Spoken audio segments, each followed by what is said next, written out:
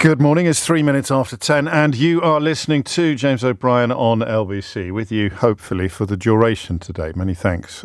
If you weren't listening, this will be brief and confusing, but if you were listening at this time yesterday, many thanks for all your words of kindness and concern. All is well now.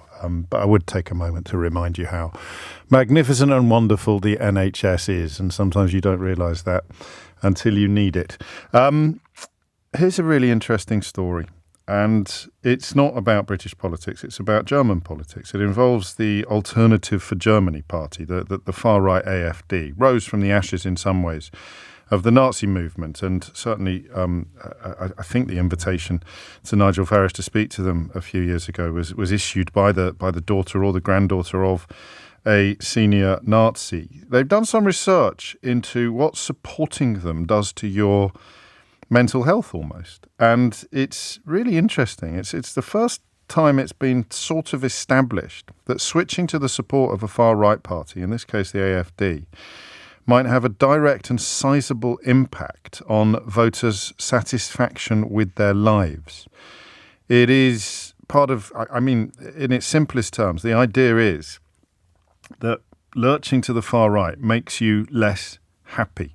There's a real chicken and egg here, isn't there? Because you always imagine that people who are attracted to the lazy othering of far-right politics, the hatred of homosexuals or foreigners, people with different coloured skin or people from different countries, and somehow being persuaded to blame them for your dissatisfaction. You always presume that the level of dissatisfaction must already be quite high to make you susceptible to that sort of propaganda and rhetoric.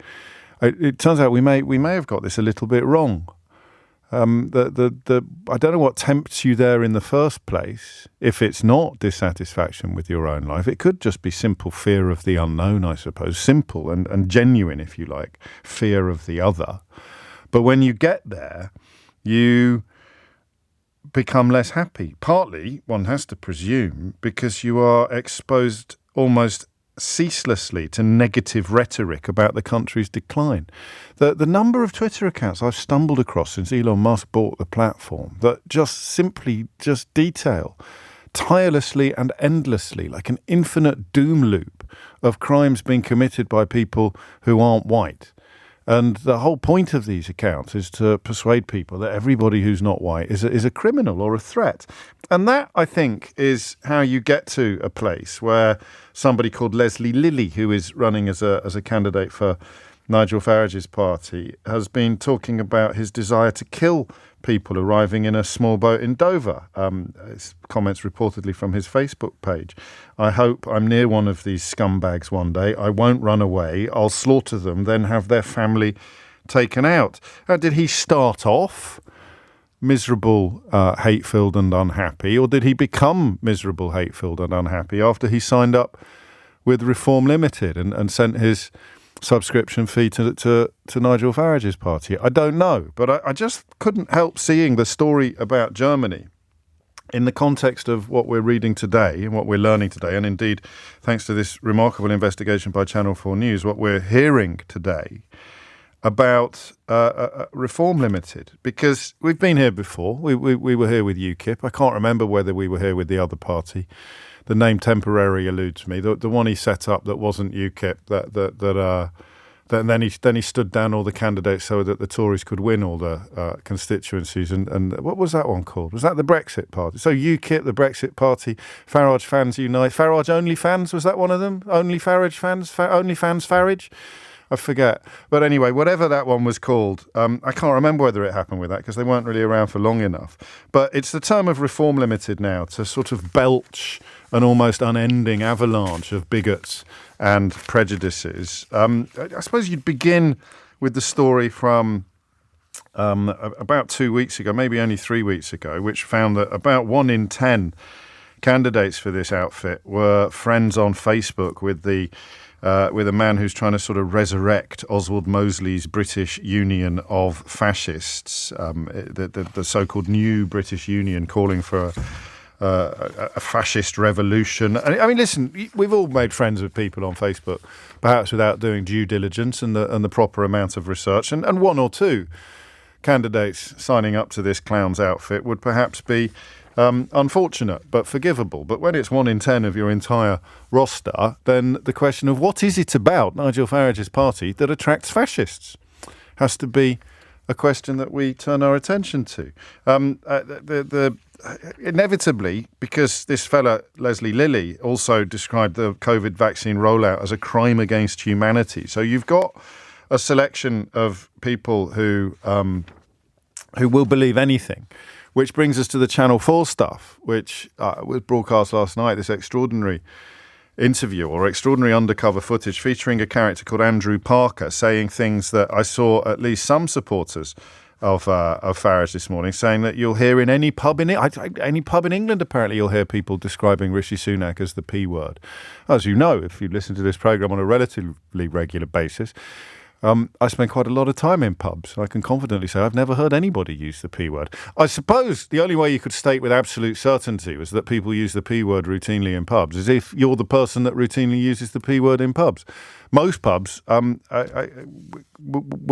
get you barred, that kind of behaviour, not least because increasingly the hospitality sector is being propped up by people from the subcontinent. But this chap, Andrew Parker, is on a website somewhere touting for work as a film extra or describing himself as an actor. There's no evidence anywhere that he's ever done any work as an actor or earned a crust as an actor. Perhaps he has, I don't know. But the kind of people who believe, as Leslie Lilly, this candidate, believes that the COVID-19 vaccine rollout was a crime against humanity, will absolutely believe that Channel 4 found an actor on a website and that you could discover just on a simple Google search and decided to pay him to pretend to be a racist in the hope that nobody would actually notice that he was really an actor. So conspiracy theories are already out there. Where racism leads, conspiracy theories always follow. And we haven't even scratched the surface yet, really, because we've got the bloke from the BNP who has been chucked out of the party, although it's hard to see what he subscribes to, that the 41 people who are friends with the fascist leader on Facebook would also subscribe to. This is a character called Raymond Saint, who was on that list of British National Party members that was leaked in 2009.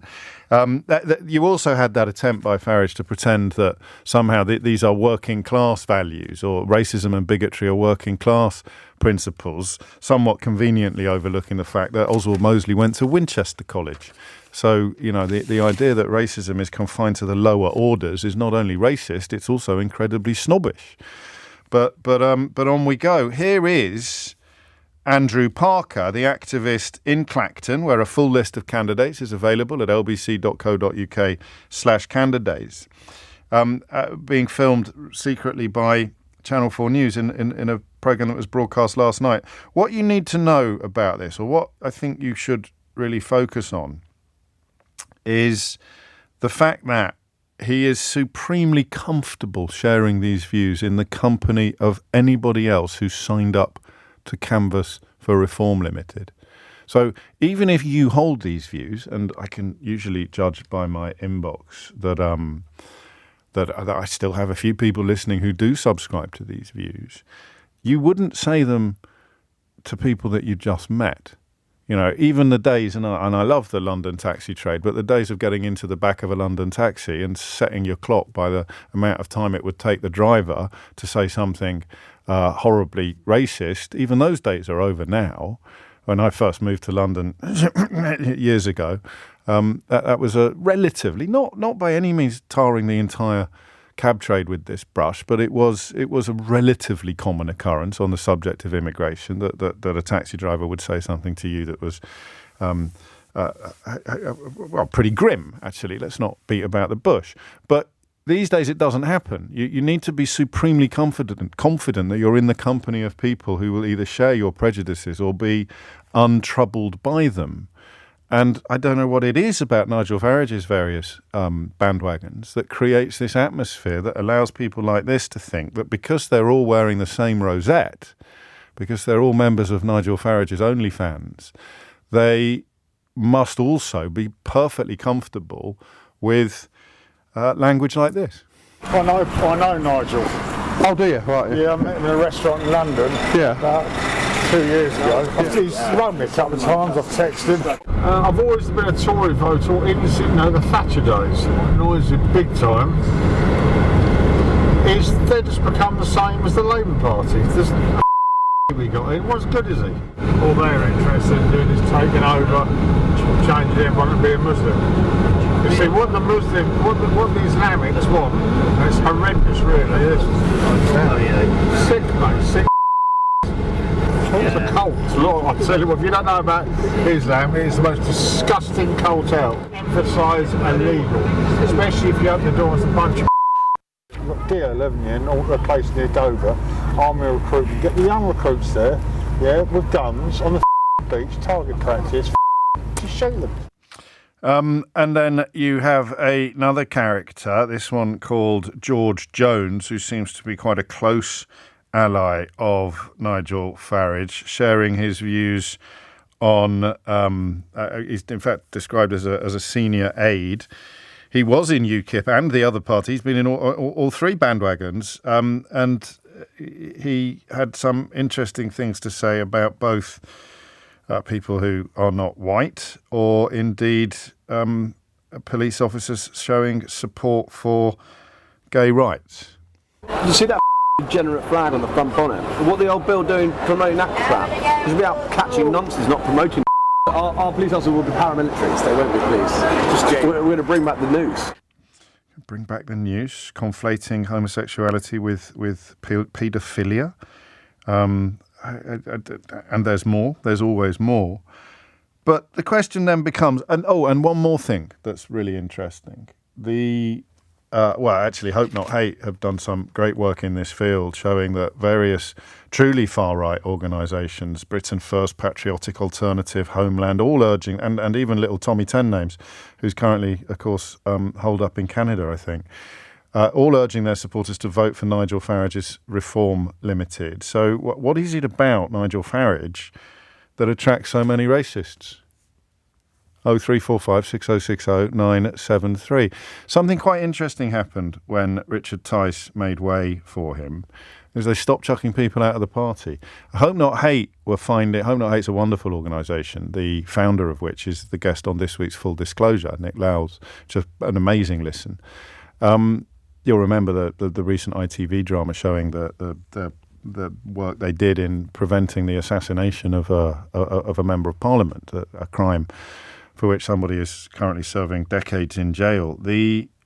What changed? They stopped chucking people out. And when Hope Not Hate started doing the kind of vetting and due diligence that you'd think the Reform Limited might have done themselves, they started, under Tice, they started chucking people out of the party. And a lot of Farage fans started complaining. It was really interesting. They were furious that people were getting chucked out of the party for saying racist things, or for being bigoted or prejudiced or overtly Islamophobic or homophobic. They were furious. They were sort of accusations that Hope Not Hate was running the party. So one big change since Richard Tice, and I don't know about you, you could almost feel sorry for Richard Tice if he wasn't such a flan. But the difference in the party that he was trying to construct it in a vaguely respectable way compared to the party that Farage presides over, where he doesn't really chuck these characters out. He just makes excuses for them or pretends that they speak for non-public school educated bigots. It's absolutely fascinating. So, first question is, what is it about Nigel Farage that attracts so many racists, Islamophobes and fascist sympathisers? 0345 6060 973. Hit the numbers now, you will get through. It is 20 minutes after 10 and it is almost impossible to keep track. I'm sure there are a few that I have missed out, but once again, the Farage bandwagon buckles under the weight of bigots, racists, Islamophobes, homophobes, the BNP members, although he has apparently been dropped as a candidate. And the question remains, what is it about his public persona that attracts so many people like this? Okay? I want you to tell me, especially if you're attracted to him, why do you think, because I presume you don't see yourself as a racist, as a homophobe, as Islamophobic, bigoted, prejudiced, any of those things. Fascist. You don't sign up to be a friend of the leader of the British Union of Fascists 2.0 unless you're sympathetic with their views. At least I don't think you do. What is it they see that you don't see? Or what is it that you see that they don't see? What attracts people to this peculiar brand of hatred, of bigotry? Henry is in Stanton St John in Oxfordshire. Henry, what would you like to say? Hi, morning. Hello. I've had two incidences recently, one with a taxi driver in Paris and one with a bus driver in London, where they've completely gone into a mad rant about Clintons eating babies, about immigrants being told by Biden to kill us all in the night. I mean, complete madness. And yes. Farage and his pals are fascists. There's no doubt about it. They want to live in a white world where no one is different. And I just think it's worse than the 70s in a way. People are more fundamental in their views. It's not as obvious, but it's still there. If you have a senior aide, someone who's worked with him for the longest time, this George Jones character, talking about replacing the police with paramilitaries and bringing back the noose, yes. you presumably will be less shocked than others if you've already bought into the idea that the F word is both fitting and appropriate in this context. Yeah. Yes. Absolutely, but I can't understand why people don't see that Farage is a very stupid, racist. I don't think he's stupid, is he? I mean, he's My cousin was a stockbroker with him. My Yes. cousin is the stupidest man on the planet. He said Farage was even stupider than him. Well, the plural of anecdote is not data, Henry, of course, but he's clearly very good at what he does. He's isn't very he? good at speaking. He's very good at. So he can't be be on camera. Let's say he's better at this. He's better at attracting racists than he is at being a stockbroker. So we could then agree Yes. that perhaps the skill set you need for one is different than the skill set you need for the other. To evolve the conversation slightly. Yes. You see things very clearly. Some people listening may disagree with you, but Yes.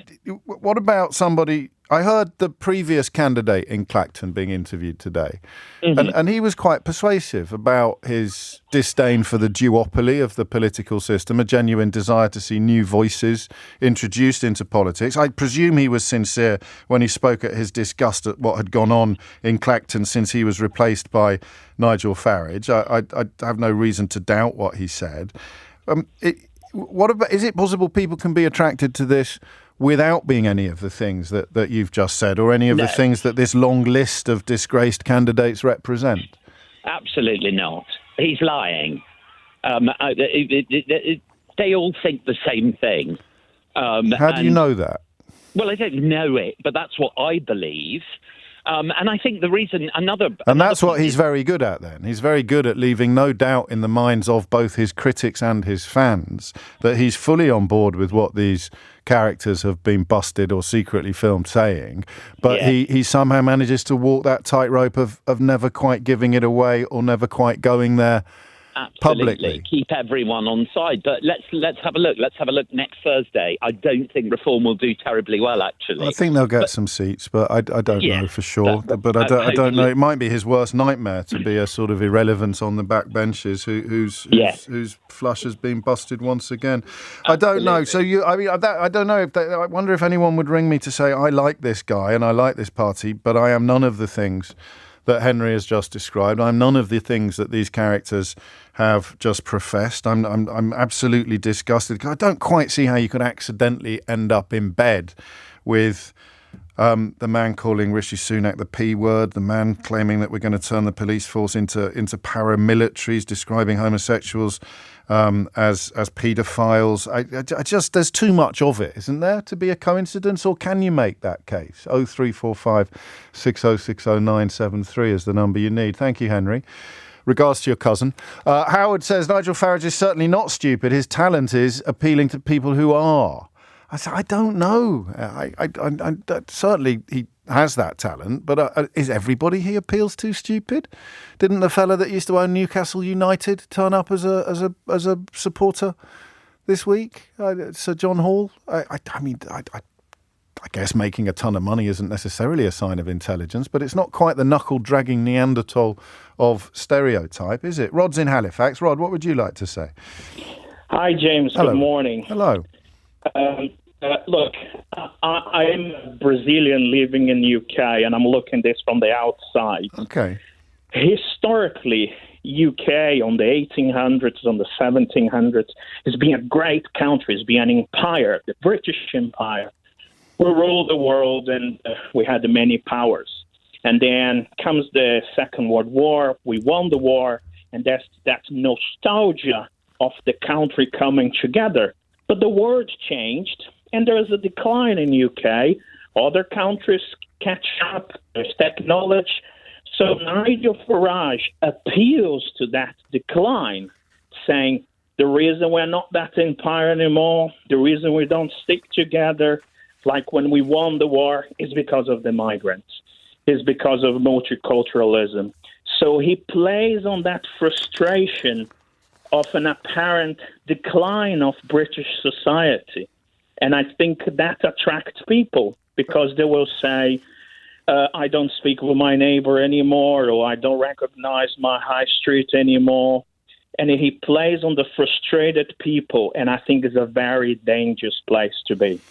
He never quite says the things that you've just put in his mouth, though, does he? Well, I suppose he talks about not wanting to live next door to Romanians or being dismayed by people speaking foreign on trains. He never quite goes where you've just gone explicitly, but clearly in the minds of his followers, he's going there every day implicitly. It's quite a talent, that. I think he is a frustrated man in himself. He is a man who hasn't achieved much. And he was going to go to America to support Trump. And he is an opportunist who just came back and say, right, there is an opportunity here to, spread hate. I believe people are starting to waken up and saying, look, the world changed. The world's a more competitive place now. People are not looking. Let's stop looking at the past. Yes, great empire. We stick together to the war. It was an amazing, but let's look forward. It's great to have a Romania. This is all about looking backwards. This is all about a sort of mythical golden age that can't really be resurrected, but which he keeps promising he can resurrect. The bit I don't quite get about this analysis, which obviously I kind of agree with a lot of it, is that almost every country under the sun had an empire, if you go back far enough. I mean, that we had the Roman Empire, Spain had a massive empire, France had colonies all over the place, Portugal had a massive empire. It's why you probably speak the languages you speak. I do. And I don't see in those countries quite the same level of what you might call wistful clock back to, that's not a very good phrase, wistful nostalgia, this sort of nostalgia for a bygone age of world domination. I don't see it in other countries that had an equal claim to having dominated the world. I know. And this is the concern, because people want to have cheap services in London. People want to send their elderly to a home care. Everybody wants to have a cheap pint on the weekend. Yes. But no one wants to acknowledge that a migrant is willing to work on a Saturday, 2:00 in the morning, to deliver your Chinese. And we don't value that. A migrant is willing to help for an elderly person earning a very low salary, and he is happy for that. And why we are making... be even happier with a higher salary. So I mean, we could cut this both ways. Speaking of numbers, how many people do you think were dropped as candidates for Reform Limited between January and June this year? The stories that haven't made the news, the stories making the news are the candidates that are still there. How many do you think? I think it was 40. Is that 110, mate. 110 candidates were dropped or swapped between January and June of this year, mostly over public comments that came to light only after their appointment. So what is it that attracts people to this party? When Richard Tice was in charge, they wouldn't be allowed to stay. It looks largely as if now that Nigel Farage is in charge again, they are allowed to stay. What is it that attracts them to him? Rod, thank you. 10:30 is the time. You're listening to James O'Brien on LBC. Thomas Watts is here now with your headlines. It is 10:34 and you're listening to James O'Brien on LBC. I mean, it's a rhetorical question in a way, as Rob points out in this text, that says if you blow enough dog whistles, you end up surrounded by dogs. But we haven't gone where France has gone and where, to a lesser extent, Germany has gone, or indeed where Donald Trump has gone. And we're going to talk about I think the unsustainability of Joe Biden's candidacy in the final hour of the programme today. The headlines, if you haven't watched it or seen clips of the debate between him and Donald Trump last night, the headlines are accurate. The American media is not like the UK media, with exceptions like Fox News. But generally speaking, they pride themselves on objectivity. And when they describe Biden's performance last night as catastrophic, they are not exaggerating. I don't currently see how he can be the presidential candidate for the Democrats at the next election in America. I don't see it. It doesn't matter that Donald Trump can't open his mouth without lying. The fragility of Joe Biden is, sadly, for good or for ill, it's a bigger deal. We'll have a look at that in the final hour of the programme today, all being well. I wonder how many times I'm going to add an all being well after making little predictions of what is coming up later in the programme. But he's got a point. Adam puts it a little more robustly. The answer is quite simple. Flies are attracted to excrement. Sorry if that's so blindingly obvious that it removes the need for further discussion this hour. And Joe in Birmingham, again, adopts a slightly milder approach to the same idea. He says, what draws racists to Farage's political parties? Probably the racists running the parties. Birds of a feather flock together and all that. 10:35 is the time. But when I say we haven't gone where France has gone, it's not explicit in the way that it is in France. Some of the rhetoric being pursued by the National Assembly, the former National Front in France, is entirely of a piece with the people who in the UK still get hauled over the coals by elements of our media. And certainly when Richard Tice was leader of Reform Limited, or nominally leader, they would have been thrown out of the party.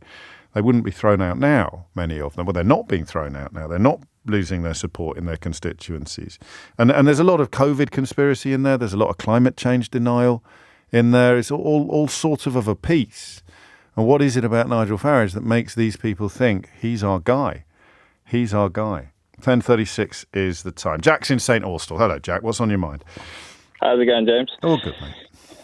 I just think it's the main thing is that to be a candidate, you don't have to, you're not going to be picking apart complex economic policy, looking at housing policy, trying to sort, complex social issues. You're running as a candidate on one thing.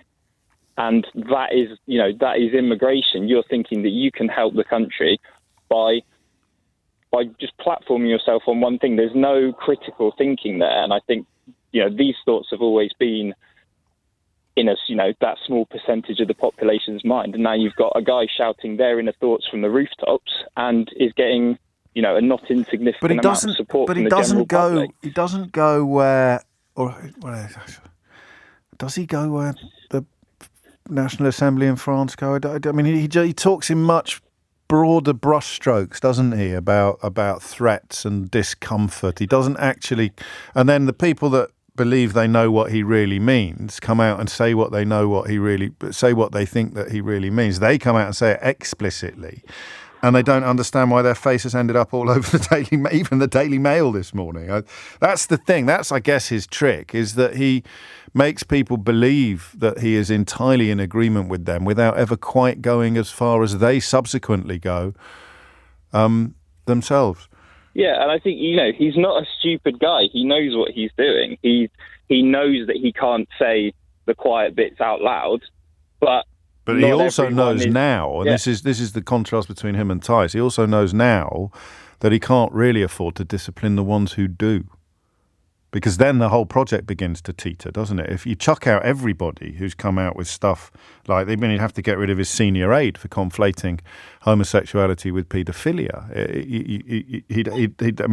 Who would be left? If he starts chucking out everybody who has been attracted to him because they think he shares their disgusting views, there'd be nothing left. And that explains the interesting development in this election campaign, which is the pivot from Tice's, I would say, sincere determination to get rid of everybody of that ilk to Farage's need to keep them on board. And I think, he's banged on about, that they were a pressure group before, and that's why he wasn't, successful in elections. And now he's Tice is trying to make it into a political party, a competent political party. And, he's trying to do some form of growing up. People are going to have to be kicked out if they say things that politicians cannot say. And Farage isn't quite there yet. He's got, if he wants it to be a, can't be there, because who's left though? If it doesn't do the dog whistles, what is there left to do? Exactly, and that's the whole platform he's running on. So he's in a catch-22 where he can't be kicking out all the people that are believing what he's saying, but at the same time, you're not going to be taken seriously as a political force if you don't kick out the people that are, saying overtly racist, misogynistic things. He's basically stuck. He's got to. Until we're ready, until we, and I use the word very loosely, until we are ready to put the overtly racist, misogynistic, homophobic things into the public space, as Donald Trump has managed to do. This country, oddly, despite Brexit and despite this fella, hanging around like an unflushable object, this country hasn't quite gone that. And despite, of course, his big mate, Steve Bannon, saying you should wear the accusation of racism proudly, we still haven't quite reached that point in this country, have we? No, and this country has the very kind of the snidey, horrible undertones of racism, with never quite saying it overtly. You were speaking to a lady who, a couple of weeks ago, whose friend from school was sort of said, "You're not from here, That's and right, you wouldn't you know." would never understand Brexit because you're not really British. Yeah, it's that kind of thing of, the racism is just always suggested. It's never just explicitly said. So it's he's trying to do that, without saying the quiet parts I think in some ways, thank you, Jack. Take care. How's trade? Because there's a big story about hospitality around at the moment, and struggle for staff. Are you still in that space? I'm not at the minute, but a lot of my sort of friends and family are, and it's tough. I think it's it's tough jobs for summer is going to be tough circumstances. Summer is going to be a pinch point. I think 10:41 is the time. You're listening to James O'Brien on LBC, where the question remains: what is it that attracts these type of characters to Nigel Farage? And some of the answers might be obvious, but some of them are worth looking at. And this fascinating pivot on why they were getting chucked out of the party when Richard Tice was in charge, and they're not getting chucked out now, I think is really quite illustrative of a bigger change in British politics. But I don't know. The more we talk, the more I wonder whether the comments of George Jones, the senior aide, because you can chalk this Andrew Parker character up as, albeit that he's wearing the rosette and he's been out canvassing and he's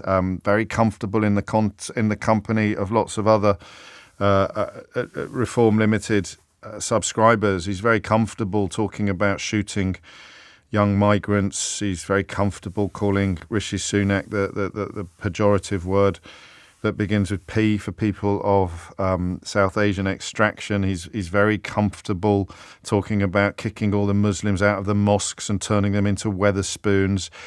You could Farage will be able to sort of say, well, it's terrible that we've got people like this. I have no idea what first attracted the massive racist Andrew Parker to me, Nigel Farage. But his closest aide, or one of his closest aides, this George Jones character, I think actually the stuff he has said, he runs the event, so he's right in the thick of it. He's right in the room where it happens, and he's talking about proper England and proper English. I think that's exactly what Jack was talking about. I think I got Jack in St Austell mixed up with another Jack in Cornwall at the end there, if that conversation went a bit confusing. This character here, this George Jones character, he is saying exactly what our caller's friend said after Brexit, because she had some Indian heritage. She was Anglo-Indian, and he said, you'll never understand Brexit because you're not properly English. You're not English. You're not really English. He says proper England. He talks about, you know what I mean, proper English. I do know what they mean. They just mean too many people around that don't look like them. He even said, not like in London when you're a foreigner in your own country. Well, mate, I live here. You're not. And if you say hello to someone, they look like they're about to effing knife you in the face. They really don't. But if you're marching around thinking that that these people are inferior or subhuman or dangerous. I don't know, maybe every finger you point at someone else, 3 fingers are pointing back at you. I wonder whether this guy is actually more significant. The one comparing homosexuals to paedophiles, the one talking about proper England and proper English. What do you think he means by that? If not exactly the same as our Brexit voting friend who told his lifelong friend that she wouldn't understand Brexit because she wasn't proper English, or she wasn't actually English. Have another listen to this, because this guy runs events for Farage's campaign. This guy was in UKIP. This guy was in the other one, the Brexit Party. This guy is absolutely joined at the hip to Nigel Farage. So this is the kind of conversation that you have to conclude is perfectly permissible in the inner circle. You see that degenerate flag on the front bonnet? What the old bill doing promoting that crap is about catching nonsense, not promoting. Our police officers will be paramilitaries, they won't be police. We're going to bring back the news. Just listen to that again, and then listen to that story I opened the show with today about the AFD. You see that degenerate flag on the front bonnet? What the old bill doing promoting that crap is about catching nonsense, not promoting. Our police officers will be paramilitaries, they won't be police. We're going to bring back the news. So some research in Germany showing that turning to the far right can make you markedly unhappier because it sort of puts you on a drip feed, an unleavened diet of hatred and rhetoric about your own country's decline. I wonder whether he'd be a case study. It is 10:49. You're listening to James O'Brien on LBC. There's so many of them, isn't there? So I thought when we were talking about this character, George Jones, who is comparing homosexuality to paedophilia and calling for the return of the noose and promising that in the event of Reform Limited achieving power, they would replace the police with paramilitaries. Sounds all very familiar, doesn't it? And crucially talking about proper England, denying or claiming that proper England no longer exists. When you look around, you don't see proper English. He's a senior aide. I wondered whether it was another bloke called George who knocks around with Farage, who was jailed for serious fraud not long ago. But no, it's a different George, although the one that was jailed for serious fraud is back in the inner circle as well. So, you know, they'll hang out this Andrew Parker character as some sort of fringe extremist, but in the inner circle itself, you've got 2 people with the same blooming Christian name, who are perhaps evidence of what it is about Nigel Farage that convinces some of these poor saps to send him money and canvass for him and go out and campaign for him. What else can we add to the list of, in the spirit of Mrs. Merton, what first attracted you to this party full of racists? Tom's in Leeds. Tom, what would you like to say? Morning, pal. Hello, what a depressing 24 hours it's been, mate, with the presidential debate and everything that's going on. Yes. And all this stuff coming out. I mean, to me, obviously, Reform have been canvassing in Clacton for a long time. And it was interesting to see that the people on the doorstep who will have come into contact with Reform quite a lot were not surprised by what was being said to them. And also, George Jones is sort of the key to this thing. I think you hit the nail on the head because people feel comfortable saying this stuff around him. Proper England. We have that on camera now. Yeah, Proper English. And he doesn't push back. You know, it's obviously not the first time he's heard it. And he joins in, like you say. And he's right at the centre of this. I think it will absolutely, to me, show what were the conversations that go on behind closed doors, as far as I'm concerned. If there was any shock or outrage on his part or any pushback with him being in the top circle, but there wasn't at all. It's a failure of questioning as well, I suppose, although I think Nick Robinson did a good job finally last weekend. And indeed, I heard someone on the BBC today put it to the former candidate in Clacton that the party was full of racists. I wish they'd used that language and had the guts to talk like that. Years ago, it would have saved us all a hell of a lot of problems. But the failure to say, what do you mean? There's no debate. What does this man mean when he says proper English? There's no debate, is there? There's no analysis that allows something in that's not racist. Well, but he doesn't need to. He doesn't need to do that, does he? Because he's got his core base. People who agree with him understand what he means, so he doesn't need to explain himself. And he can't chuck out the people who say this stuff because the core base, as we saw with some of the Hope Not Hate successes, the core base would be furious. Yeah, exactly that. You've hit the nail on the head. Well, that's And the also, bit that's missing from a lot of the analysis is that he can't chuck them out like Tice. I don't know how much of the programme you've listened to today, but I think you could possibly accuse me of sounding like I almost feel sorry for Richard Tice this morning. I always listen to your programme in its entirety, James. I don't know what you're saying. Well, do I sound as if I almost feel sorry for Richard Tice? No, I don't think you do, mate. I think you caveat well, like you did with Rishi Sunak as well. You caveated that one. Yeah, well, that's true. I'm not. I'm in danger of beginning to feel sorry for Sardi. You're listening far too closely, Tom. Thank you. 10:53 is the time. So I think now under Farage, the only circumstances in which you'll have your candidacy dropped is if it is proved that you used to be a member of the BNP. So let's run with that for a bit. And I got a couple of texts saying that I'd forgotten about the Breaking Point poster that he unveiled, of course, redolent, dripping with Nazi imagery, that Breaking Point poster that he unveiled on the day that Joe Cox was murdered by a fascist terrorist, by a far-right racist terrorist. And of course, what that terrorist shouted as he murdered Joe was Britain First. And there is an organisation, I don't know if you know, called Britain First, which is unapologetically far right, and its leader has urged his supporters to vote for Farage's party. So why would this character urge his supporters to vote for Farage's party? Why would little Tommy Ten Names? Some extraordinary allegations circling around his troubled visit to Canada. I don't know how many of them you've seen, but why would he want people to vote for Nigel Farage? What is it about Nigel Farage that attracts people like the leader of Britain First and little Tommy Ten Names, and also organisations like Patriotic Alternative and Homeland? I mean, avowedly fascistic, hard right, far right organisations in some cases. It's a mystery, isn't it? David's in Woodbridge, or is it? David, what would you like to say? Yeah, you're asking the question, why are people possibly attracted by Farage? Oh, fascists. Why are fascists attracted by fascists. Farage? Yeah. Okay. Now, the thing is, I'm not a fascist.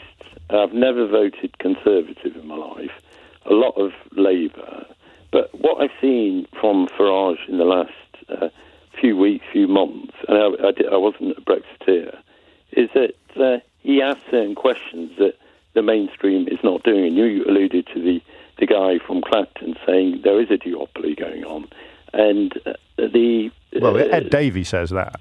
Yeah, and there's a Reform Party there is prepared to ask questions that aren't being asked. Now, like what? I know he got hammered last week when he suggested that the Ukraine war could have been provoked, and it's a bit wider than just Putin being an absolute idiot. No, he said that Putin had been provoked into invading the sovereign territory of Ukraine by the expansion of the European Union and NATO, which is not only disgusting, it's also blatantly wrong.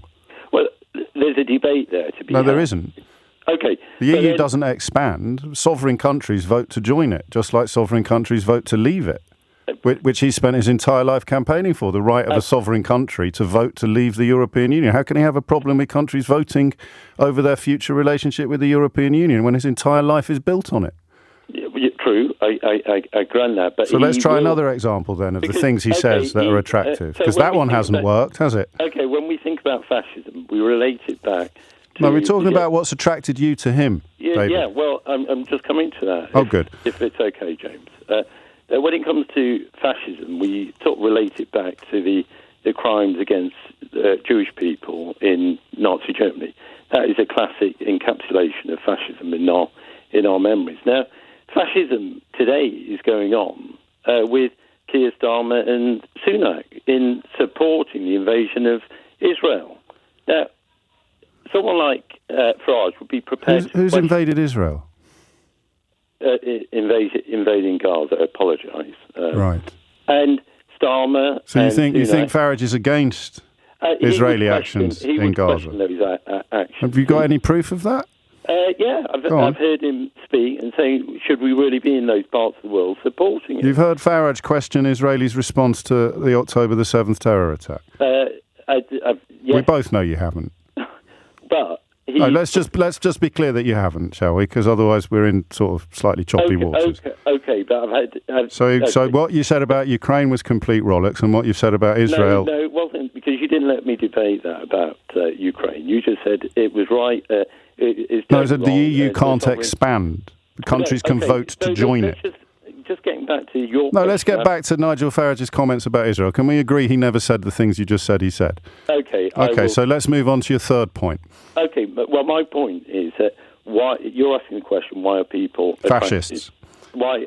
I'm not a fascist. You've said that a few times. But what's your third point of attraction? That's my point. I'm not a fascist.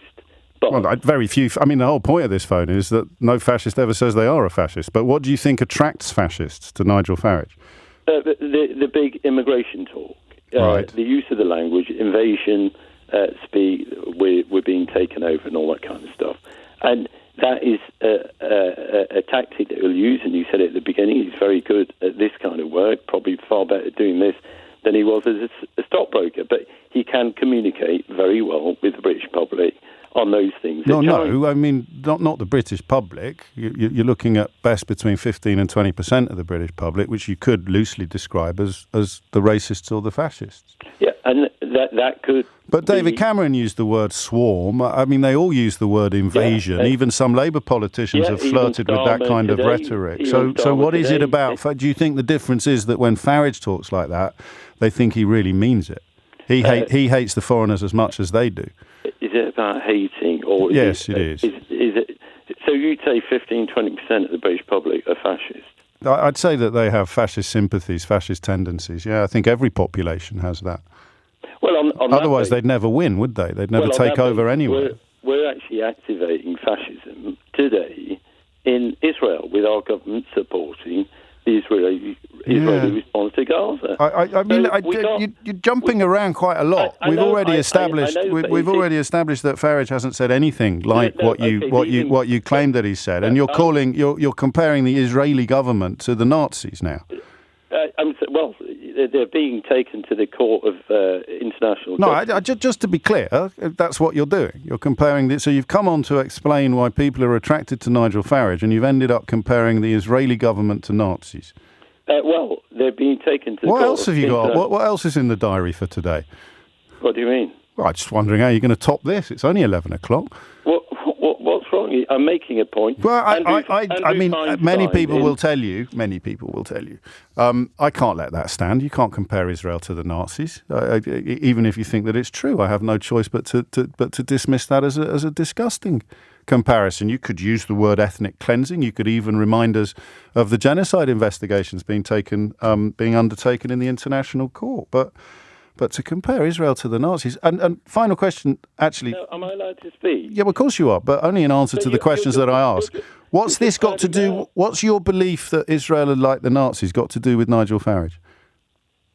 What? Right, so you're asking me a question. You're asking me to think on my feet. Well, what's it got to do with we all Nigel? have to do that. Yeah. You've brought it up. The phone-in is about Nigel Farage. You've compared Israel to Nazis. Okay. I'm just wondering what they've got to do with each other. Okay, and as a wider way of looking at it, it's okay to call Farage a fascist. Yes. And his followers a fascist. My point is Sunak and Starmer are no... In fact, they're actually worse, because they're activating and supporting the genocide by not opposing it. And the best person to vote for... Well, they are opposed. They are. I mean, Starmer is opposing it. But the point is that because of Gaza... He did not call for a ceasefire. You know that. Well, he has called for a ceasefire. He didn't straight after the 9th of October. Because he didn't think there should be a ceasefire. He thought Israel had a right to respond. It's the 7th of October. He supported it. Now he's saying we should stop it. Because they responded and he decided that they'd gone too far, just as Rishi Sunak did. But I still don't understand why we're talking about this in a phone-in about Nigel Farage. You're saying that because of... You can get angry with me, James. I'm not angry. I'm profoundly amused. Why are we talking about this in the conversation about Nigel Farage? You can call Farage a fascist, but... Look at Sunak. I didn't actually call him a fascist. I asked what attracts him to. What is it that attracts fascists to him? Fascism in Israel. But what's that got to do with Nigel Farage? Well, this is a wider discussion. We're in an election period, and we're trying to work out what's right and what's wrong. You can sit on your chair calling him a fascist, but why don't you point the finger at other people as well? I will never vote for Farage. I will never vote Reform, but he does ask questions. What questions? What Why questions? Apart from the question about Ukraine that we've established was wrong. No, you've established. No, you've established it was wrong. You cannot expand the EU. You can simply vote. Okay, Gorbachev in 1989 with Thatcher and Reagan agreed on the wall coming down, provided that the NATO expansion didn't take place. That's not actually what happened, and that's not what Farage was referring to. He was referring to the. Get out your binary way of thinking. Okay, I will. And being prepared to be a bit more nuanced. Okay, and before you go, what is it about Nigel Farage that attracts so many fascists? What is it? Because he knows how to manipulate on the immigration thing. We think of fascism going along with race and genocide. Okay, when he starts to use that emotive language, people get drawn to it. And then you start using the English terminology of English values and all that kind of thing. So why didn't we start with that? It would have been a much more friendly conversation. I'm not here to make friends, James. I'm here to make a point of the hypocrisy that is going on in mainstream politics, and you're going along with it, James. Because I'm not comparing Israel to the Nazis. Because I'm not comparing Israel to the Nazis, just to be clear. But what Starmer and Sunak have done is fascist.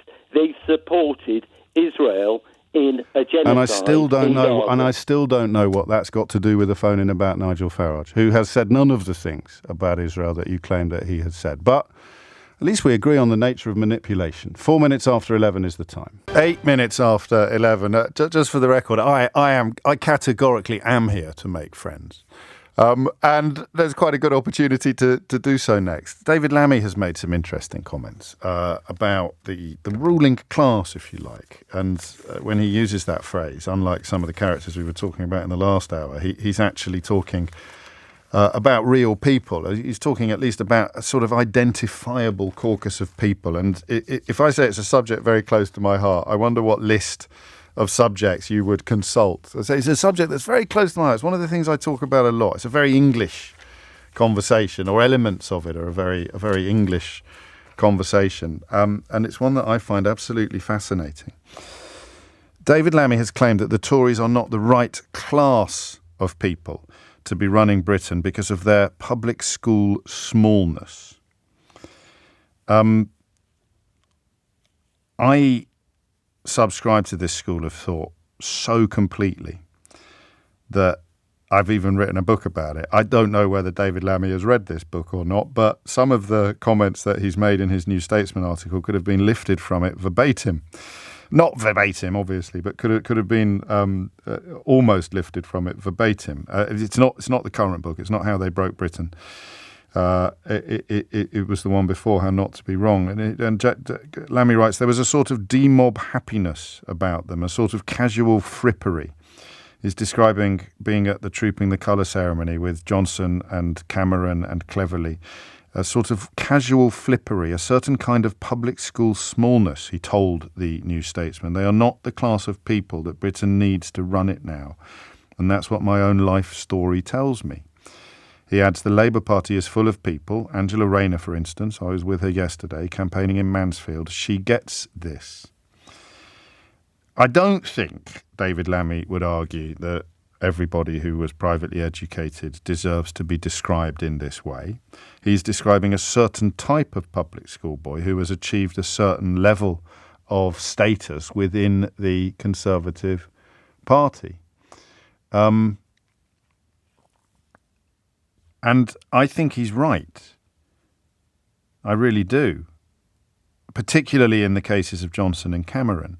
But what really intrigued me about this was the way that people like that look to people who went to perfectly normal schools.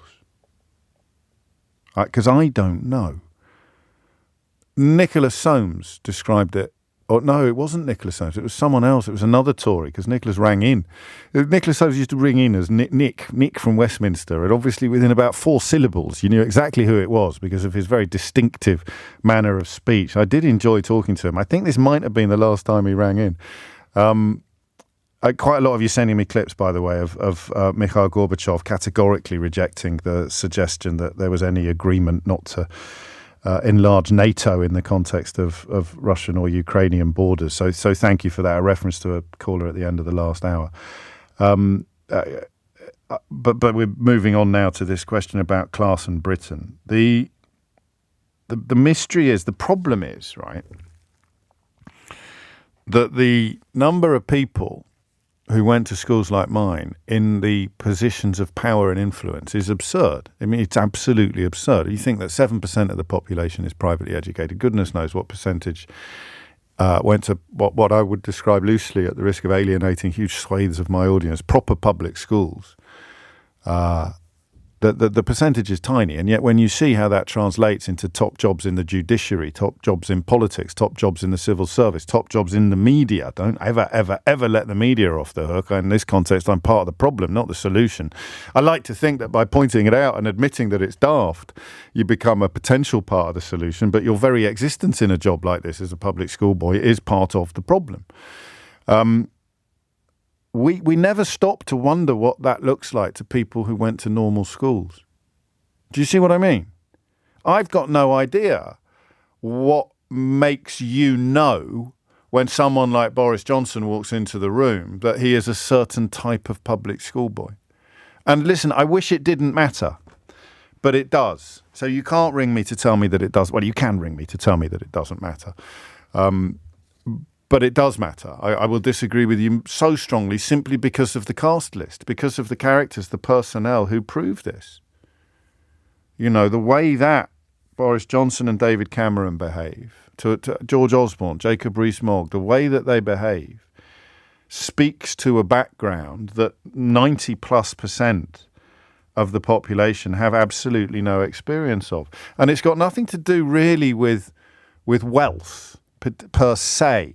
Obviously, you need access to funds to send a child to one of these schools, more so now than ever. But the gulf between the child of the poorest parents in one of these schools and the child of the richest parents in one of these schools will be absolutely immeasurable. It will be absolutely enormous. The only thing they have in common financially is the ability to pay the school fees.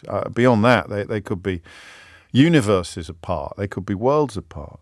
So when someone like Johnson or Cameron walk into government, they bring something that they don't even know that they've got. And they bring something that 90+% of the population can see. But I don't know what it is. I don't know what it is. What is it? 0345 6060 973 is the number that I want. Do you know what David Lammy is alluding to when he describes a certain kind of public school smallness? I'll have a go at telling you what I think it is, but I still don't know how you would spot it in a room. I think it can be a number of things. First and foremost is a form of emotional illiteracy built upon a psychological self-protection, so that everything is a game. It does two things, this. Everything is a game. It protects you from pain. Because if you get knocked down, in the words of those great political commentators, Chumbawamba, you get up again. You get up again. If you get knocked down, you get up again. A certain type of character, my age and older, white, male, usually went to a school like this, they'll talk a lot about resilience. They'll be very sceptical about mental health issues, or they'll find it very hard to believe that young people can suffer from anxiety or depression because they have buried their own vulnerability so deep, in order to survive in these kind of schools. I get knocked down and I get up again. So that's the first thing it creates. I think when David Lammy talks about a certain type of public school smallness, he's talking about the way that everything is a game. Everything is a game. True or false? When Boris Johnson got COVID and was hospitalised, David Cameron said, don't worry, he'll be absolutely fine. I've seen him play tennis. True or false? That this kind of background could let one former Prime Minister conclude that another former Prime Minister with a potentially lethal virus would be absolutely fine because of the way he conducts himself on a tennis court. True or false? Yeah, right, true, obviously. That is what he's talking about. That's the first thing it creates, is it means that everything is a game. The second thing it creates, which is an evolution, if you like, of the first point, a development of the first point, is that, and this I think is what Lammy is really touching on, is that they don't have to take anything seriously. That's why he brings Angela Rayner into the conversation. Angela Rayner wants to talk about aspiration or opportunity. She is talking from her soul because she is talking about herself, about her life. I don't think you need to have lived in poverty to be disgusted by poverty. But I think that if you live a life of levity, if everything is a game, even the things that you take seriously are not the issues themselves. It's getting one over on your rival from school. It's getting one over. It's not having to publicly admit that you're wrong. That is what I think is meant by this. So what I want you to tell me, I want people who didn't go to private school. This is relevant to the 20% conversation as well, where some people must have an unexhaustible supply of violins. The prospect of some people having to find a little bit more money to pay their school fees in 2025 has become a national tragedy in the eyes of some commentators. But it's relevant to this conversation. I want people who didn't go to private school to tell me what they see in the manner of people who did. And I think that's absolutely of a piece with David Lammy's comments to the New Statesman. Let me read them to you again. There was a sort of demob happiness about them, a sort of casual frippery, a certain kind of public school smallness. They are not the class of people that Britain needs to run it now, and that's what my own life story tells me. I can't agree with David Lammy that you need to have lived a hard knock life in order to have empathy or in order to want improvements for people from humbler backgrounds, because I'd be talking myself out of existence, out of my own convictions and ideologies and beliefs. I don't know that that's entirely what he means, but I do know that there is something about people like me or people who went to schools like mine that we remain completely unaware of, and yet which shines out to outsiders, to observers, to everybody else. And I want you to tell me what it is, all right? 0345 6060 973. I've heard it called public school swagger by a Tory, and I've heard it called public school smallness by a Labour politician. I guess they could both be right. But what do you think they are talking about? 21 minutes after 11. I just thought I'd have a little look at Farage's Twitter page to see if he was trying to peddle the idea that this character was somehow paid by Channel 4 to pretend to be a racist while hanging out with all the other canvassers in Clacton. And indeed he has. But something caught my eye on this one. He's talking about one of these events that he's doing around the country. He's written tickets selling fast. Is that a figure of speech, or is he charging people to attend his campaign events? He can't be doing that, can he? Are we sure? Good grief. Contempt for the conmen, compassion for the conde. He's literally charging people to watch him campaign to become an MP or to lead his party. Well, you live and learn. 22 minutes after 11. David Lammy talks about class, talks about public school smallness. Not that long ago, a Tory politician was talking about public school swagger. I'm wondering whether you could somehow teach it to kids who didn't go to these kind of schools. What is it? James is in Didcot. James, what would you like to say? Good morning, James. Hello, James. I'm extremely nervous. This is my first time calling you. It's only me. I'm so excused. Nothing to be nervous about. I refuse to acknowledge your nervousness. Carry on. Well, you'll probably hear it in my voice, but I'll try and make sense. So I'm a bit of a fraud, as in I did actually go to a boarding school, but only up until the age of 14. Okay. My dad became a vicar and could no longer afford the fees. And so I moved from... absolutely. I could write a book on that one. Yeah. But I went to the bog standard comprehensive school. I say bog standard, but it was actually a really, really good school. Sure. Just down the road from where we moved to in Northampton. When I was at boarding school, there was this air of kind of being entitled, of the fact that your parents could afford to send you there, the fact that you were receiving this privileged education, the fact that you were mingling with people who see themselves as the the cream of society. Yeah, but they'd balk at that. Well, I would balk at that description. Possibly not everybody would, but it doesn't mean it's not true, does it? You are imbued with the idea, even if it's dressed up in the language of luck. You're imbued with the idea that you're a cut above. That's exactly it. And I was sort of oblivious to it to a degree, being immersed in it myself. And of course, everybody says they voted Conservative, and the idea was to preserve privilege, to preserve it, for the people who deserved it, and that could mean lots of things, I guess. I don't think it's necessarily raced. In fact, I don't think it was raced at all. But it just means, a certain breeding. Which is yes. it sounds contradictory. And what happened when you left? How did you? I mean, what happened when you took this smallness stroke swagger into the state school system? I think you can guess. No, I can't actually. I'm not going to go into too much detail, because I could kind of talk about the day I started and the kind of shock, and feeling of not fitting in. But it coincided with a growth spurt.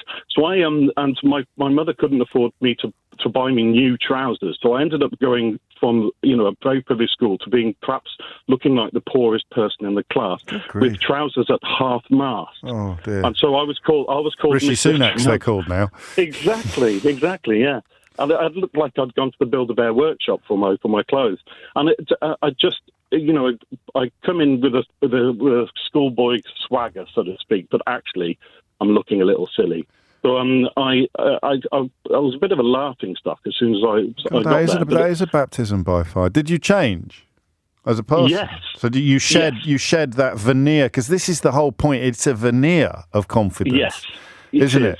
And yet people keep the veneer in place for their entire lives unless they have experiences like yours, or in my case, a lot of therapy. The veneer works, but there will be circumstances, as you discovered, in which it is going to get either knocked off you or you're going to have to take it off you pretty sharpish, because in other contexts it's ridiculous. And I think that's what Lammy is driving at when he talks about them being the wrong class to run Britain. We are in a context now where that veneer is ridiculous at best and unhelpful at worst. That kind of everything's a game, jolly hockey sticks. I've seen him play tennis, I'll be fine. It's not in and of itself dangerous or damaging, but to have presided over the decline of recent years in this country without fully appreciating the gravity of it probably demands the kind of thing that we're talking about. 26 minutes after 11 is the time. Liz is in Bristol. Liz, what would you like to say?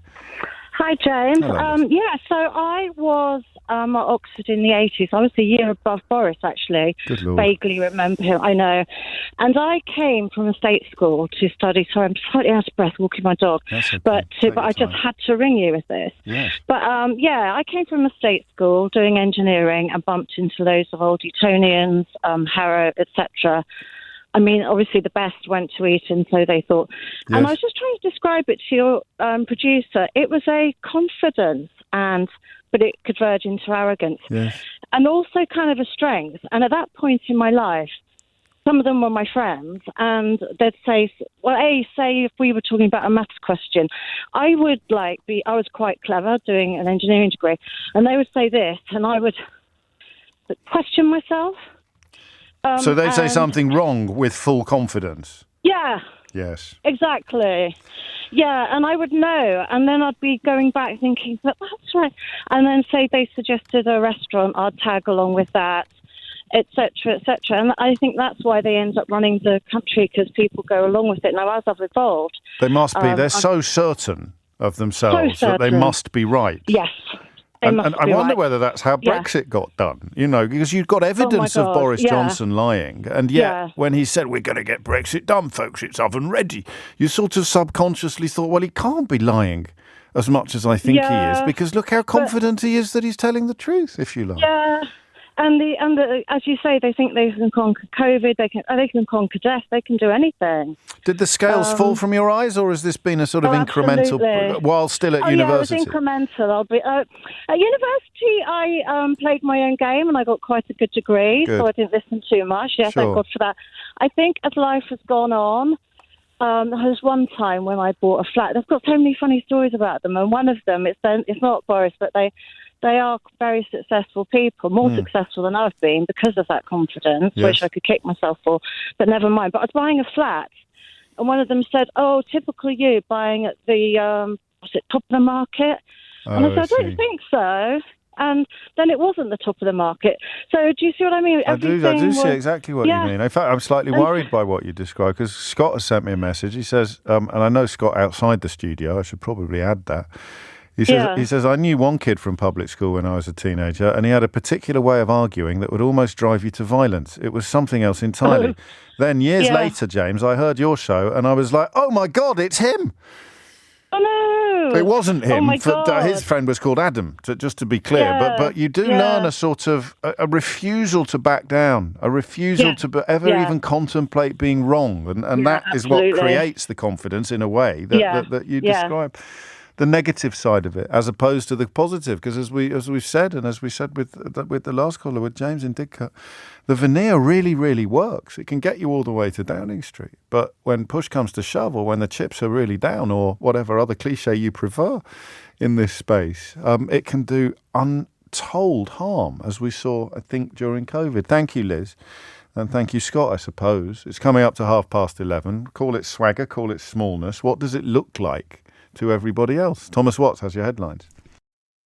33 minutes after 11. So they've broken a little early on this one, but one character has already suggested that he or she may consider running for the Tory leadership after the election. What kind of a daredevil? What kind of a daredevil, fearless dude would contemplate that kind of position to adopt, particularly if they were fighting to retain a marginal seat? Well, I mean, it would take a very special kind of character, am I right? You'd have to be a bit of a superhero to be you'd have to be quite a hard man or woman to be contemplating taking on the mantle of leadership of the Tory party, talking about it before the election has even happened. I wonder if I'll do this as a hook and tease. I wonder if you can work out who it is. Here's a little clue. What do you want to do if you're not an MP? Skydiving, motorcycling, fast catamaran sailing. I don't know if you've worked it out yet, but it appears there is an alternative path down which he might go if indeed there is he does remain an MP. And I had yesterday, before I was sadly taken away from you, I did have a wonderful contender for Unhinged Headline. And I think we can resurrect it again today. The other thing I had was a lovely story about a bloke who was going to base his vote on a belief that the Labour Party was about to start taxing condoms. But I don't know whether or not that story's now done the rounds enough for it to have failed to be a start. I shall find out. I don't know at 11:34 how we're going to talk about Joe Biden after 12 o'clock today. I've got a few ideas, but most people won't have watched the debate last night or listened to the debate last night. I don't know that you need to. I think you can probably glean from the clips alone that he can't fight the next election as the Democrat candidate. That the man is too doddery, too fragile. And his fragility is such that it overshadows the epic dishonesty of Donald Trump.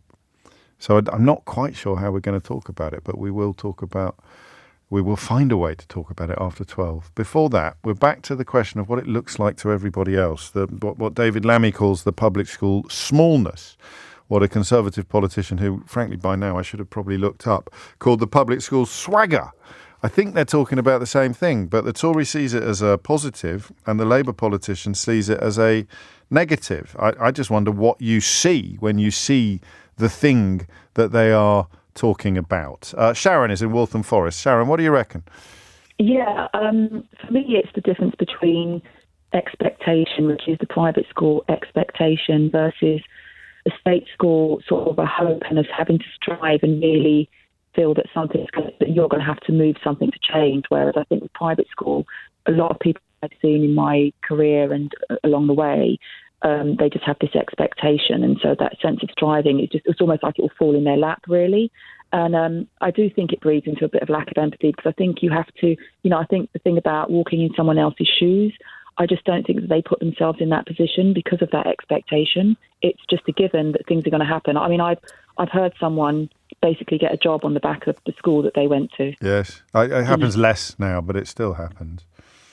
Yeah, so I mean, it's very succinct for me, I'm afraid, but it's basically expectation and all that goes with it. And but it's not. I mean, it's blithe. We need an adjective, doesn't it? It's a sort of blithe expectation. It's an unquestioning expectation. Because what fascinates me from someone who was educated on the other side of the divide that we're mapping today is how much of it we're not aware of. So, you know, I mean, Eton is obviously the ultimate example where you can sit at Eton and say, I want to be Prime Minister, and there'll probably be 5 of you or 10 of you in your year who've got the same ambition. At a normal school, there probably wouldn't be anybody who said that, and if they did, they'd get a slap. At a school like mine, there might be 1 in every year or 1 in every 3 or 4 years. That's what you mean, that expectation coupled with belief. Because it will come true. But what David Lammy is tapping into at the moment is that the country needs something more than just sort of almost hollow words which may or may not happen based on the fact that you feel you should have it. Yeah. You actually need to go get. You need to go and do. You need to be. You've got to strive. We're in a position now where, you know, we actually are going to have to roll our sleeves up and do the work and not just sit back and think, you know, put your feet up on the desk and think, yeah, it's all going to come to me. And that's, I think, what I mean is like, it just, that private schools does seem to turn people out to think you will have this. And I think that for most people, they just go along with that. And there's still a lot of people in certain sectors who are aligned with that because they've also come from the private schools, and so therefore it's like, slap on the back. We all play the game. We all play the game. We're talking about weaponized entitlement, really, but entitlement's one of those words that's been used too much. It's almost lost its meaning. We just slap it around. I prefer expectation. It is entitlement that you're describing, but not from the outside. From the inside, it's expectation, isn't it? I just expect that. I expect to get a brilliant job. They approach it as a given. That birthright. Is going to happen. Birthright. Yeah. I love that. Thank you, Sharon. 11:39 is the time. It was Damien Hines who made the comment about public school swagger and suggested that you can fake it in order to get ahead. So the idea that you can achieve privilege through mimicry instead of having actual privilege. The more I think about that in retrospect, the dafter it becomes, the more tragic it becomes. I don't know what Damien Hines' background is, but to think that this sort of centuries of entrenched privilege can somehow be hacked by pretending that you've got it, by behaving as if you went to one of these schools. Every now and then someone will come along who can do it. That's a kind of Toad of Toad Hall tribute act. But generally speaking, it needs to be buried in your bones to work. But I still don't know what it looks like from the outside. Charlie's in Frian Barnet. What would you like to say, Charlie? Oh, good morning. There's a couple of things. I spoke to your lady there, and I accidentally met a load of public school boys in Antigua when I was sailing. Oh, yeah. And what really brought it home to me was this bloke got thrown off a yacht for smoking crack, and I thought he'd be devastated. I see him the next day. This taken quite a turn. Was he crew or was he a guest on the yacht? He was crew. Okay. Because a lot of them they do crewing for the summer season over in the Caribbean, and he was laughing the next day because a friend of his dad had a boat in Trinidad that they wanted to take back to Ocean Village in Southampton. And what it occurred to me at the time, it sort of hit me that was the sort of epiphany. Yeah. The safety net. They've just grown up all their lives with safety nets, and that's going to give you a feeling of invincibility. I grew up in Hackney with kids. They messed up once, they're banged up, or they're dead or something. But this kid, he just had safety nets all his life, which gave him an air. And the thing is, when you've got an air of invincibility, where you don't appear to give a monkeys, there's something appealing about that to people. Oh. There's something that appeals to people. Draws you in. The other thing I wanted to say, well, you see, people who don't seem to care seem to be unaffected by anything. Yeah. You know, there's something appealing, there's something alluring about that. And the other thing I wanted to say, you've asked this question before, why do people from my background defer to the likes of Boris Johnson? My theory is this. I'm 61. Yeah. I grew up watching Second World War films where all the main protagonists had RP. Right. They all spoke like Boris Johnson. They all had posh accents. Yes. And I only found out 10 years ago it was blokes like me that was going up in the Spitfires. Right? And so I've fallen out with people I've known for 50 years. My daughter got a first-class degree in politics and international relations. Right. And I'm still bragging. And she got that interest of her dad, right? Yeah. I've fallen out with people I know for 50 years. They know I've been around this table for as long as they know me. They listened to Boris Johnson and Farage more than they trusted me. And I've got to be honest with you, James. I when I was younger, I was a lot angrier. Now I think we should ban public schools because of the damage it does to the people that go to them. And I think we should keep public school boys and girls out of public office because look what they've done. I can't argue with much of what you've said, except to say, can we have a special dispensation for radio presenters? Well, you know, you're not. You're going there, aren't you, Charlie? You're going there. No. I mean, you see it. You call it out. You see it. I have got one good friend who went to Eton, right, and he sees it too. And he's, you know, suitably above. Well, it leads to being above the law, doesn't it? And that's how some of the behaviours of Johnson in Downing Street make perfect sense. I just want to read you some of the messages that have come in while you've been talking. Mitchell, who tells us he's 65, says, great caller, this safety net business, he's bang on. Lister says, this caller is spot on. Karen says, this fella's got it. Charlie says, this guy has cracked it, excellent. Vasilis, this guy's nailed it. It's all about the safety belt. You've smashed it. I've done a bit of radio in the past. If you want to give me a night slot, just give me a shout, mate. One thing I want to say about Rishi Sunak, yes. I think he's interesting. What defines him more than anything else, more than his ethnicity or his religion, is Winchester. Sometimes when I look at him, it looks like he's trying to please the top boy at his public school. Everything he does is just geared towards... Waiting for a biscuit off headmaster or housemaster. Before you go, I just want to pick up on that deference issue a bit more, because as you correctly identify, Charlie, it's something that absolutely fascinates me.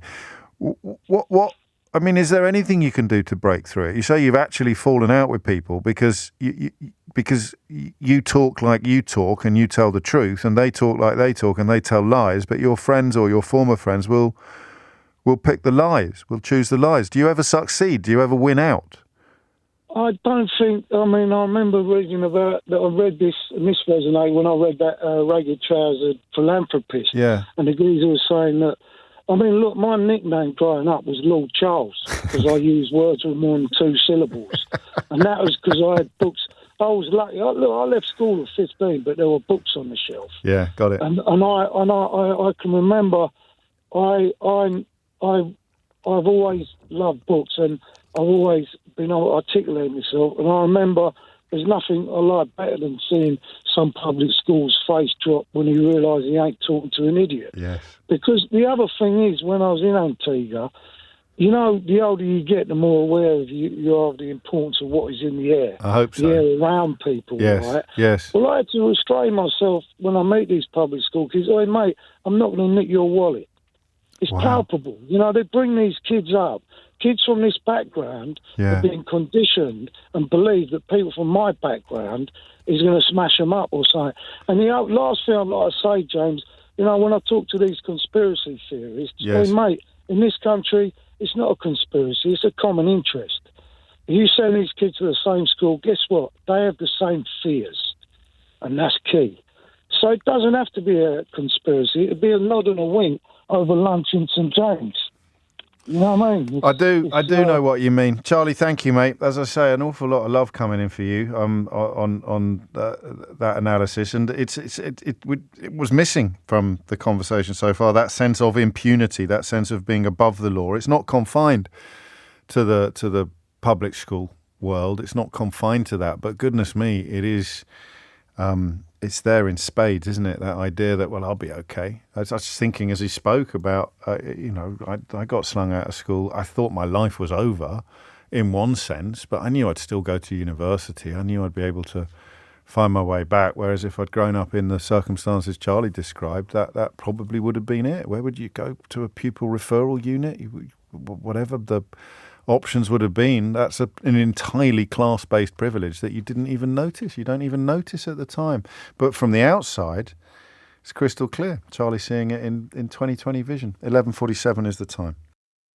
It is 10 to 12. Anna says, to add to what Charlie said, is that the people who don't seem to care about anything are attractive because others think some of that carefreeness may rub off onto them.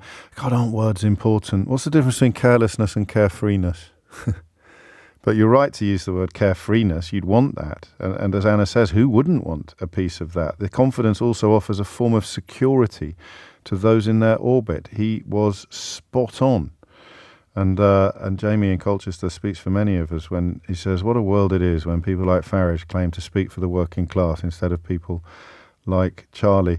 And Alan takes it to another of my favourite subjects. I love this, where class and Brexit meet. I feel this attitude of impunity, he writes, was central to Britain's approach to Brexit negotiations.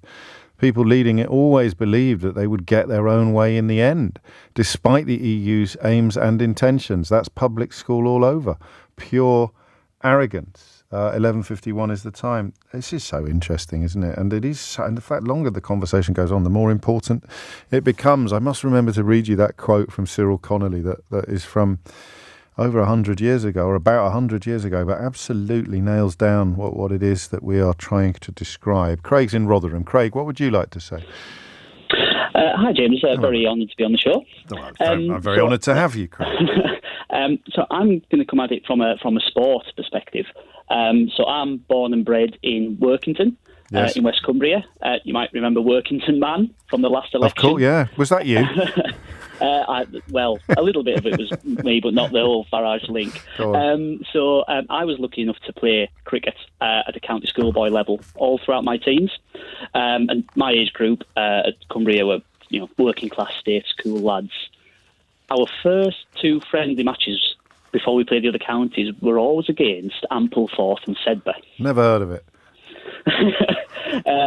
And I used to get so nervous before those matches. I used to both love it and hate it. Why? What was it like coming to, for people who don't know, I went to Ampleforth, and the cricket pitch it's almost an oil painting. First of all, incredible. First of all, we have several, but there's a valley at the crest of which sits the school and the monastery, which is architecturally, parts of it are architecturally beautiful. But for a lad like you, what was it like coming up that drive in the minibus and seeing all of this stretch out in front of you? As a school, remember, not as a stately home, but as a school where you were going to play cricket. It just felt so alien. Yeah. Really alien. It was almost out of a book or a TV show. It just didn't feel real, and due to some of the grounds that aesthetically nice in Cumbria, but not compared to these. And I used to dislike it because of the utter contempt that we felt directed towards us on the pitch. Really? And on the field, it was a very much, how dare you get me out? How dare you hit me? You grubby little oik. I see. I'd love to tell you that that's not true, and that's not what they felt at all. But I can't convince you of that, and I can't say with full confidence that that's not true. They may well have felt like that. I could tell you I wouldn't have done, but then I wouldn't have got you out, to be honest. But I was nowhere near the cricket team. But yeah, that patrician disdain. Look, they were looking down their noses at you. You felt. Yeah, very much so. And it was a look at the facilities we have. We've been told we're very good cricketers. We're told we're very good sportsmen. But we also there was a part of me that used to love playing against them because one year we did beat them. Fantastic. A broken clock's right twice a day, right? But we did beat them, and almost the disbelief from them was palpable. It was, how have we lost? How could that have happened? Yeah. The simple, you're not allowed to beat us. You stay at school, grow a little oik, as it were. Yeah. But I have never felt, and even I play cricket to this day, and through all my adult life, I've still never felt that contempt on the pitch. Oh, I'm so sorry to hear that, but I can believe it. I really can. And did you, in later life, if you encountered people, the grown-up versions of the lads you'd been playing against, could you spot it? Could you see it a mile off? Did you come across it again? Yes, yeah. You still have that. You know the swagger, you know the arrogance, you know the almost who are you element of it. But thankfully, I've had quite a decent career, and I've got but a lot more confidence in myself to actually.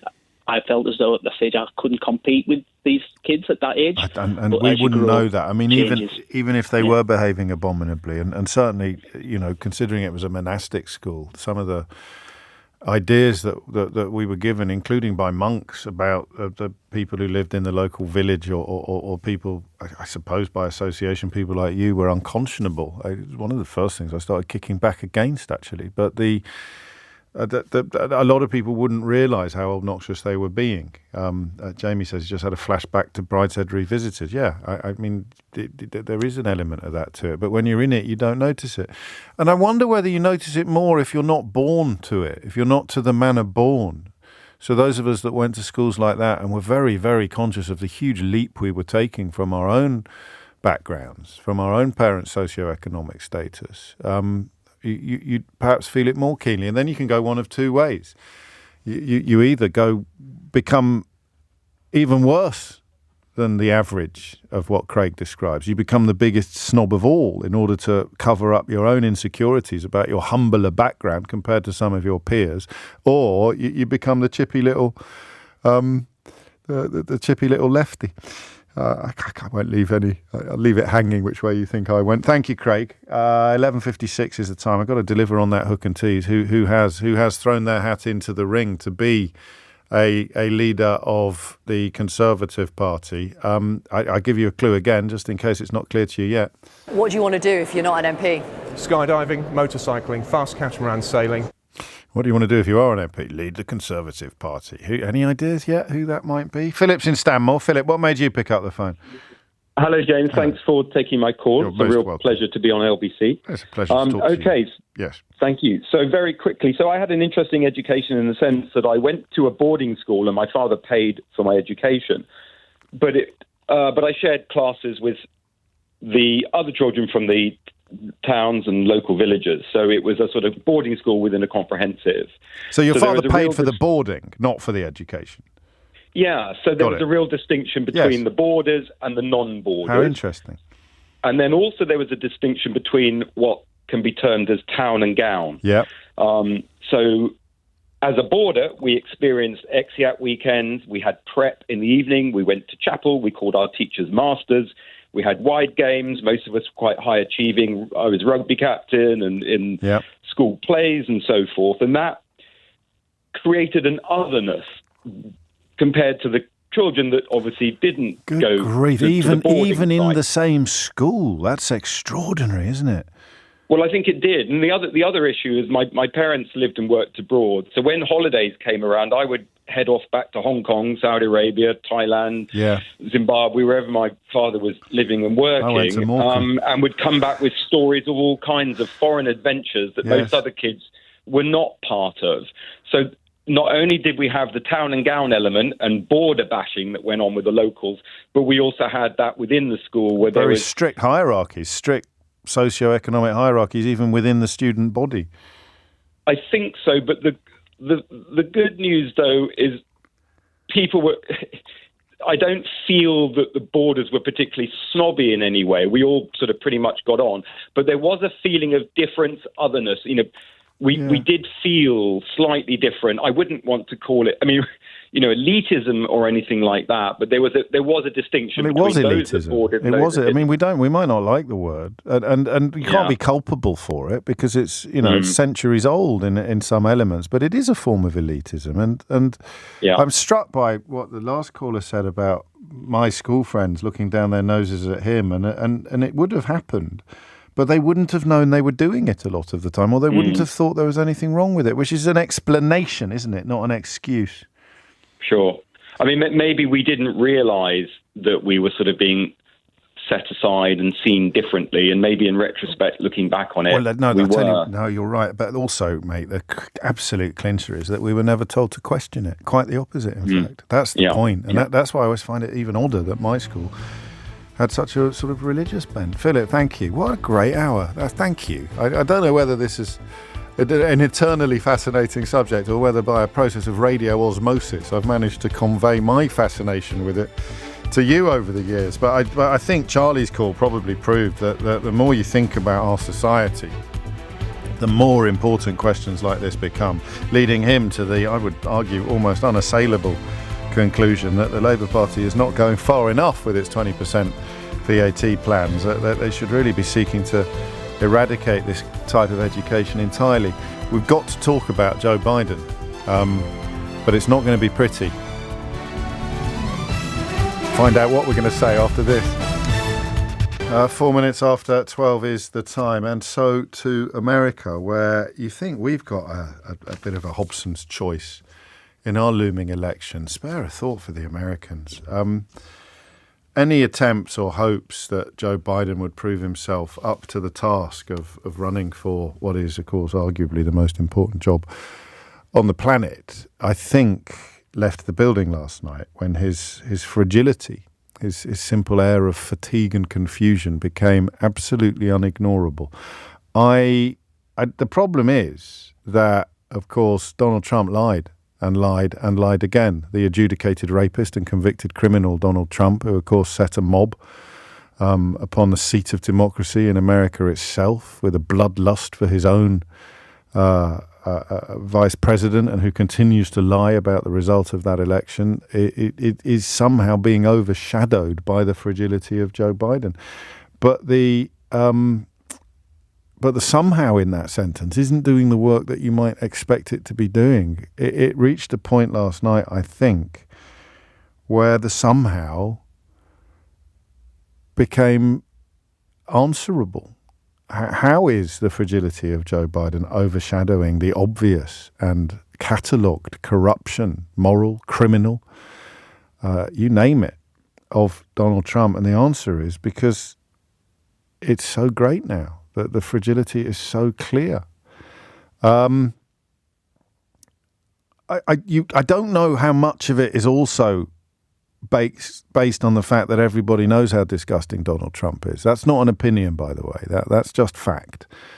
The Grimace clip, I think, that didn't get the coverage it deserves, or at least there's so much grossness out there that it's really, really hard to keep track of it. One of the worst things or interventions that I've heard him say involved his backstage trips at the Miss Universe pageant, where because he owned the franchise, he had access to the changing rooms where young girls would be getting changed. And I don't know if you've ever come across these comments about that, but they were, anyway.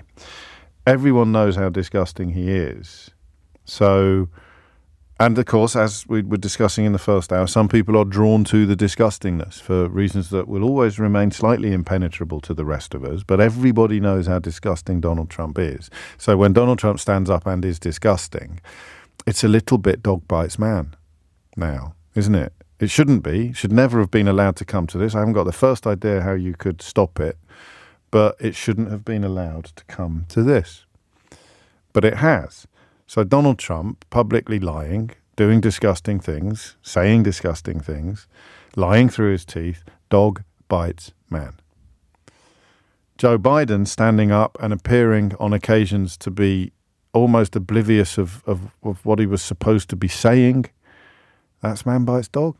The President of the United States of America struggling to maintain focus for, what was it, a 75-minute conversation, just over an hour, I think, maybe 90 minutes at the outside, doesn't really matter.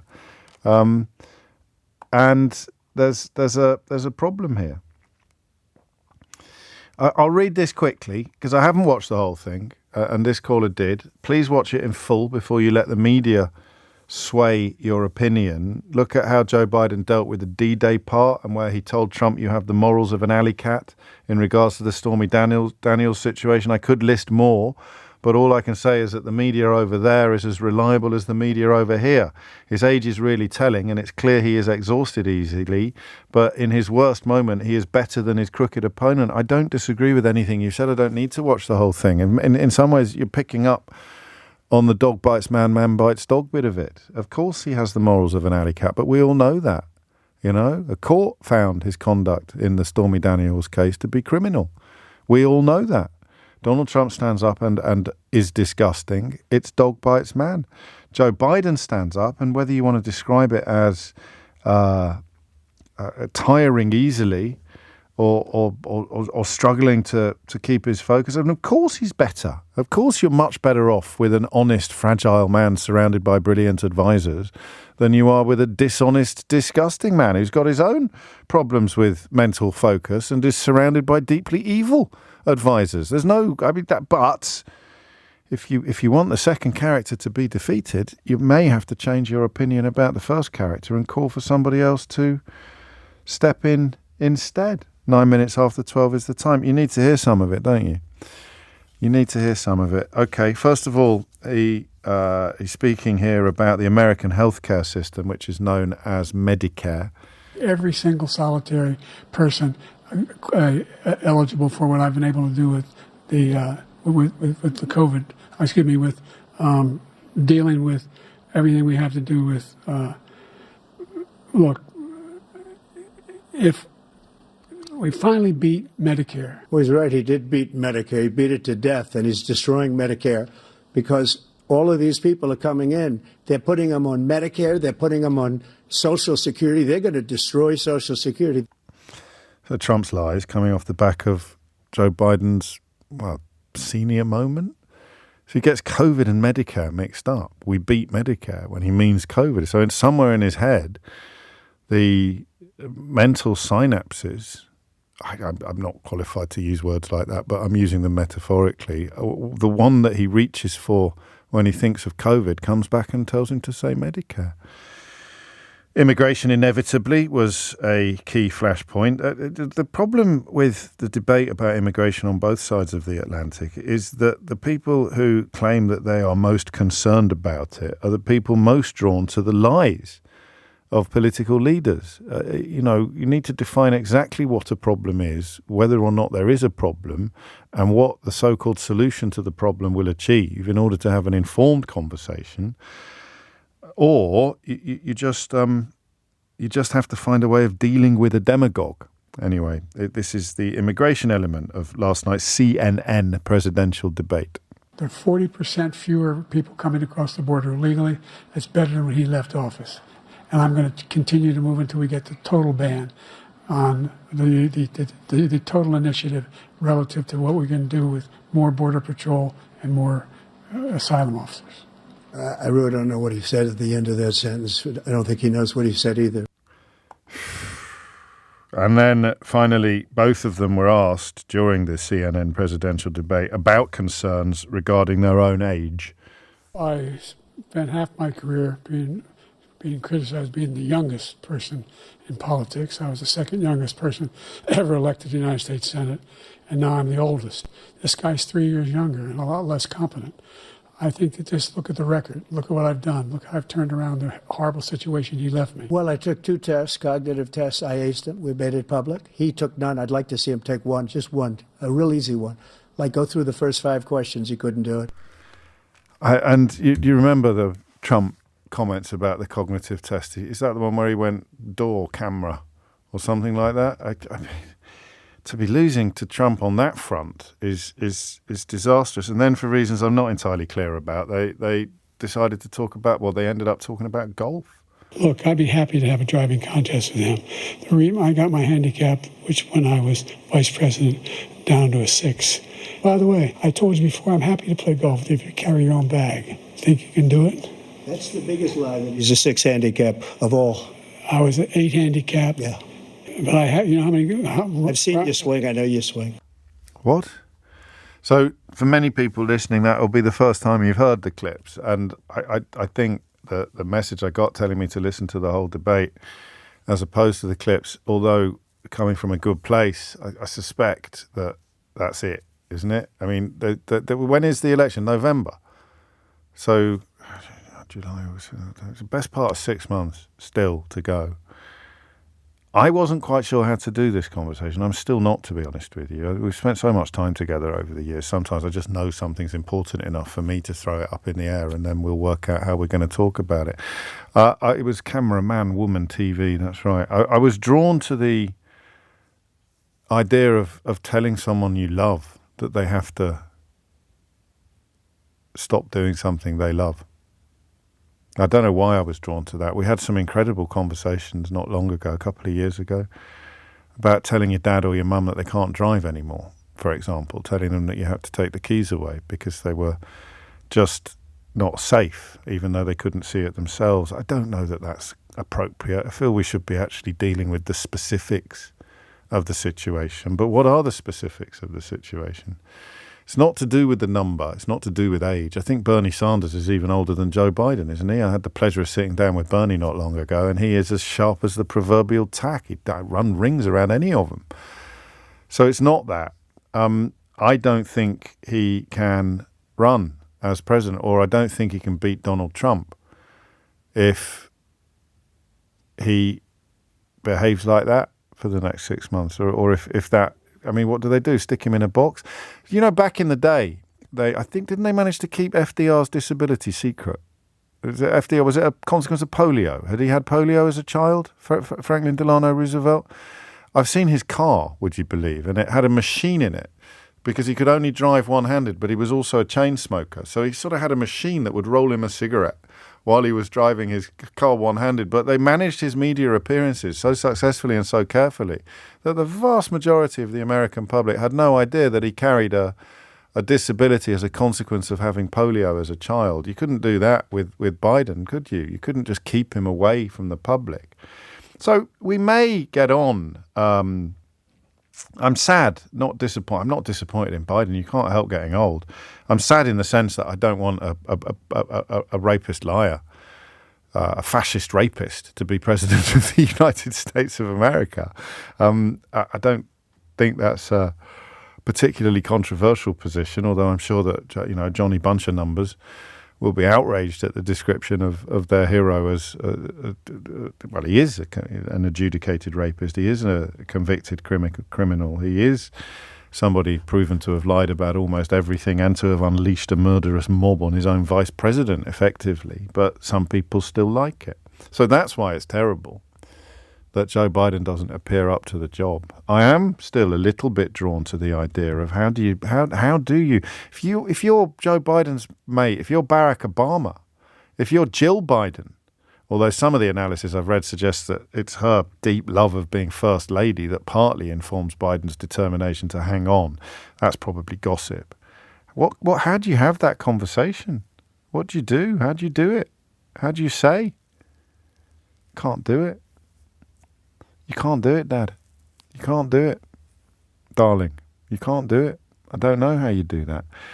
So we may do that together. But what we'll do first, 0345 6060 973. What we'll do first is ask how this happened.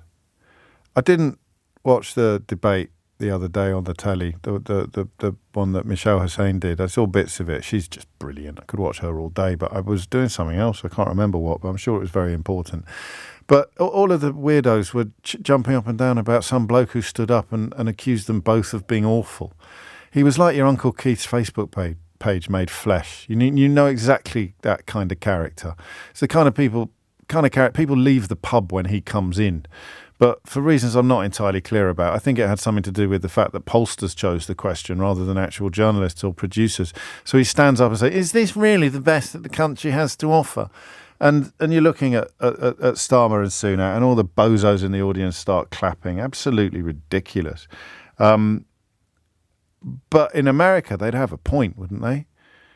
You watch that debate. You watch a good man who's clearly not up to it anymore, and a very bad man who in many ways needs to become president in order to exonerate himself of all the crimes that he's committed. And how the hell has America ended up with that choice?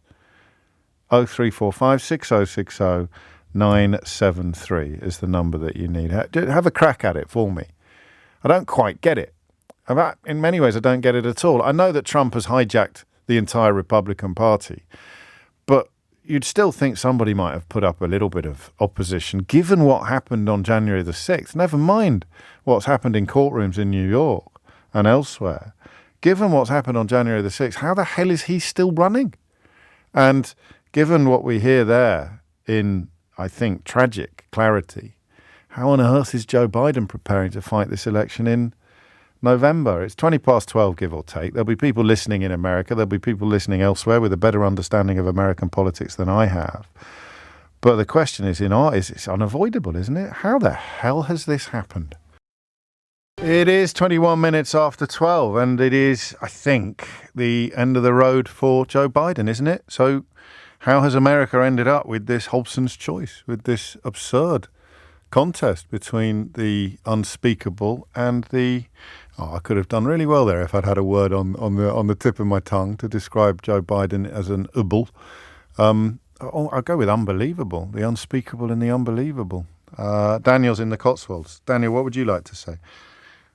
Afternoon, James. Long-time listener of the show. I think the problem that you're seeing right now with the reaction to Joe Biden is it's just bringing up the sentiment from 4 years ago, which for a lot of Democratic voters like myself, Joe Biden was never really our first choice to begin with. And so there was already a lot of shaky confidence in him going into this rematch, I guess, with Donald Trump. And I think last night he really had the task of, putting the party faithful at ease that he was still up to not only the job of the presidency, but campaigning against somebody as dangerous as Donald Trump. And I think by all accounts, he really failed. It's possibly not fair, but you can't discount that he's also the oldest president in history, that he would be in his mid-80s by the time he finished his second term. And so I think for a lot of people who are already nervous about how he was going to fare in a general election matchup with Donald Trump again, I don't think he did a lot to instill confidence in people going into the election in November. Oh, quite the opposite. And of course, for people who say age is just a number, these outtakes, these moments, and there were more of them than we've listened to. They explode the notion. I mean, age is just a number, but fragility is not. Losing your thread is not. The moments where he really appeared to get his words mixed up, it's becoming indefensible, isn't it, this situation? It really is. It's becoming a thing that you can't really, even if you respect Joe Biden, even if you like him personally, you can't ignore that even if somebody is older, there is, I think it's like if you look at the difference with Joe Biden and Bernie Sanders, even when they were running in 2020, neither one of them is what you call a spring chicken, but Bernie Sanders brought some measure of vitality and youthfulness. And he's older, I think, isn't he? He's older. Yeah, so it's not the number again, it's the mental acuity. What's going to happen? What do you think is going to happen? I mean, I think there's going to be a lot of consternation. There's going to be a lot of wailing and gnashing of teeth. But I think Joe Biden has unfortunately made it clear that he's not going to step aside. And I don't think the Democratic Party as a whole is going to risk the chaos of a brokered convention where the party insiders get together and pick somebody to run under the nomination. So I think, for better or for worse, I think this is the matchup that we're going to have. Really? So I think really, I really do. Yeah. So I think why would they not tell? I mean, if it's so clear to so many that this would be disastrous, why would a managed convention not be welcomed by people, given that extraordinary circumstances call for extraordinary actions? I don't disagree with you, but I think just because, at least to my knowledge, I don't know that there's been a brokered convention in most people's living memory. And I think it would send a bad message to people who are not as politically involved to say, like, the Democrats can't even, how are they supposed to lead the country when they can't even amongst themselves about like who the right choice for president should be. Look at how they're fighting amongst themselves. How are But they would supposed they to lead fight? the country? I mean, I feel like would be the argument. What if they didn't fight among themselves? What if they got their act together and realised that one candidate rising unchallenged from the party would be the perfect replacement for Joe Biden? Is that impossible in American politics? I think it is impossible in this current moment because it isn't clear who that person would be. I mean, you'd have certain people who would say, well, the obvious choice would be Kamala Harris, like the vice president, of course, right? But everything in American politics will tell you that America as a country is not ready to vote for a woman as president. They're even less likely to vote for a black woman as president. And I say that as a black man in America. Like, for better or worse, like, I know my country and I know where we are and where we're not yet. So given that, personal polling adds to that as well, doesn't it? And so what about Gavin Newsom or Pete Buttigieg? There's no character who really stands out as the obvious choice. And if it's not an obvious choice, then you've got a problem, haven't you? You really do. I think the choice or the chance for this would have really come earlier in this year or in the start of last year, because Joe Biden campaigned in 2020 saying that he was going to be a transitional president. That's true. He was supposed to be a generationally transitional president. And so I think a lot of people, myself included, thought that he was going to run a substantive first term and then step aside and let the next generation of Democratic Party leaders figure out amongst themselves who the standard bearer would be. And then you could have made the case for a Raphael Warnock. You could have made a case for a Gretchen Whitmer or a Gavin Newsom. But I think that time has come and gone. Oh, I hope not. How scared are you? I mean, my wife and I are on a holiday in the Cotswolds right now, and I was asking my friends back in America, I'm like, should we just extend our stay until 2025? Like, what is it's not great. No. But I mean, I think we're all still very committed to making sure that Donald Trump doesn't become president. But I think after last night, it's very apparent that's very, very difficult. Than it needed to be. Could you say the name of that politician whose name I just completely butchered for me, just for future reference? Oh, Pete Buttigieg? Buttigieg, thank you. I think I called him Buttigieg. Which is not not helpful at all. Thank you for not laughing at me or Buttigieg. No, not a problem. Pete Buttigieg. Yeah. Well, Daniel, enjoy your stay and thank you. I'm very touched that you listen to me in America and still listen to me when you're over here on your holidays. I hope you don't have to stay in the Cotswolds for another presidential term, but it's not looking good, is it? It's coming up to 12:30. More of your calls on this. Gay in Bath will be up first after the news headlines. After that, of course, it could be you. I quite like this message. I wonder what it's like to go to a dinner party with James when every 7 to 8 minutes he says 0345 6060 973 is the number you need. Mid-sentence. I don't do that in real life. Have I done it with you? When? I've done it once, I think, when I caught myself doing it, and I did it with Theo, didn't I, as well, talking once in the middle of a conversation, and we weren't even taking calls. But no, I'm generally okay on that. If it was Joe Biden, you sensed last night he'd have been saying the phone number all over the place without any particular need to. It's coming up to 12:30, and Amelia Cox is here now with your headlines. 33 minutes after 12 is the time. It's not pretty. The prospects for the next American election. What's the best word to use for? I think untenable is pretty good, isn't it? Unsustainable. The unspeakable versus the untenable. The unspeakable versus the unsustainable. I don't know what the answer is, and I don't know, as Daniel just demonstrated, I don't really know enough about American politics to know really what the options are, but I can't currently sit here and say that I can imagine Joe Biden being the Democrat contender in the next presidential election because he is so clearly unfit for purpose. Gay is in Bath. Gay, what would you like to say? Oh, well, I'm probably going to go down with Bidenitis myself because I'm talking to you. I missed the first 5 minutes and then wished I'd stayed asleep because it was a bit toe curling.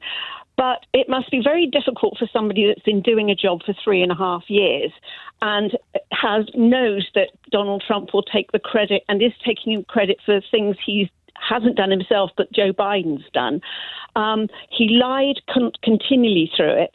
And then he sort of went straight for the jugular when he was talking about, for his dead sons, because he was talking about suckers and losers. Right. Only suckers and losers die in war. Jeez. And then he brought up... his son didn't die in war, did he? He died in a car. No. But no, his first wife and daughter were killed in a car crash. The two sons were injured. Then when Beau Biden was in Afghanistan, he was was close to a burn pit, I think, and he got glioblastoma. Right. So he died after that. Oh, I see. Okay. So he then had all this stuff about losers, which he'd completely denied about last night. And then he was talking about the other son and his court case and his computer. And you think, whatever you do, the one thing he stood by his sons. Donald Trump. But this is dog bites man. This is Donald Trump being disgusting. I think that Joe Biden and others have expressed the view that the brain tumour that Beau Biden suffered from may have been a consequence of exposure to burn pits in Afghanistan. I don't think it just for the detail, just for the record. I don't think it's established fact. But Donald Trump being disgusting is dog bites man territory. It's unremarkable now, however disgusting he's being. Whereas Joe Biden being, and I haven't pinpointed precisely the right word, but being in terrible shape. Joe Biden is a decent man who does things for other people. Donald Trump has said, if you don't vote for me, I'm not your, I'll only vote for I'll only act for people as president for people who vote for me. So he's already written off half the country. But doesn't this make it all the more urgent that they put someone against him who can land punches, and Biden didn't really land any? Yeah, but I think that in too many cases the Democrats seem to be a bit too nice. Yeah. Pete Buttigieg is a really great guy, and Gretchen Whitmer's good. And she's had death threats put against her because of the last election. I mean, we know Trump's got an army of mad people marching behind him. And he does not accept responsibility for anything he has ever done. What do you think is going to happen? As you clearly watch these things more closely than I do. Yeah, we've spoken before. Yes. I don't know. Another day he would be better. I just think he might. It's almost as if he wasn't well on the night, and he over-prepared, and he probably had all this information buzzing around his head. Trump had nothing. He didn't even answer the questions. Doesn't need to, does he? And he wasn't. The modifiers didn't keep him on track. No, and the fact check came when everybody had moved along. The fact check came when everyone had tuned out, and the fact check found, I think Biden had a couple of scores against him on that as well. But the Trump stuff was like a catalogue. Not maliciously. Not maliciously, or knowingly. There it is. Daniel was interesting, wasn't he? The first caller, American, and doesn't think the Democrats can do much about it. Do you have more hope than he does, or? I don't really want. I think Joe's just such a good person that you wouldn't want him to. I don't want to see him replaced, but also it's not got long. No, and I just think he stood in because he was going to take the flak for Trump. And didn't think anybody else. He thought he could talk to people across the aisle and compromise with people. Like the border bill. He put a Republican in charge of writing the paper, and Trump said, "Don't vote for it." So they all kowtowed, and nothing happened. Yeah. So everybody's had a chance to get things done, and nobody will, because none of them have got a pair. And I don't think, if you listen to the Midas Touch, he hasn't either. Did we dump just a good I just liar. had to dump you, Gay. I had to dump appropriately enough, given the word that you used. Yes, don't say it again, for God's sake. But we got the gist of what you said. But I don't think we'd have got into trouble if that had gone out, would we? Really? But anyway, no one will ever know what you actually said, except to say that dump is an appropriate verb for me to have deployed. We'll talk again, Gay. There's nothing on your record for that, I'm afraid. So just a taste, perhaps, of some of the lies that Donald Trump told last night. They've counted more than 30, including plenty that had already been debunked during the previous campaign, or indeed this one. So just in no particular order. He claimed that some Democratic-led states allow babies to be executed at birth, that every legal scholar and everybody in general wanted Roe versus Wade overturned, that there were no terror attacks during his presidency, that Iran didn't fund terror groups during his presidency, that the US has provided more aid to Ukraine than Europe has, that Biden for years referred to black people as super predators, that Biden is planning to quadruple people's taxes, that the then House Speaker Nancy Pelosi turned down 10,000 National Guard troops for the US Capitol on January the 6th, that Americans don't pay the cost of his tariffs on China and other countries, that Europe accepts no American cars, that he is the president who got the Veterans' Choice program through Congress, and that fraud marred the results of the 2020 election. So those lies are epic, but it's a little bit like flooding the zone, isn't it? There's so many of them that you can't pin them down unless you're a brilliant operator. And in order to pin him down, if you can't rely upon the moderators, you're going to have to rely upon the opponent. And we've had a taste of how Joe Biden sounded last night. Mark's in Harrogate. Mark, what do you reckon? Oh, good afternoon, James. Long-time listener, first-time caller. Welcome, mate. Welcome. Thank you very much indeed. So we're looking at two guys here, both looking at being essentially re-recruited, I guess, into the positions they've either got or had, as CEOs of USA PLC, the biggest, let's say, company, in the world. You need a succession plan. And from the point of the Democratic Party, they've been somewhat negligent, I think, in terms of getting this succession plan lined up. We haven't got one. Well, they've got Kamala Harris this year, potential. I'm not. But if he's not contemplating, the Constitution kicks in if he dies in office. So you don't need a succession plan for that. And if he's adamant that he's not going anywhere, succession plans look like treason.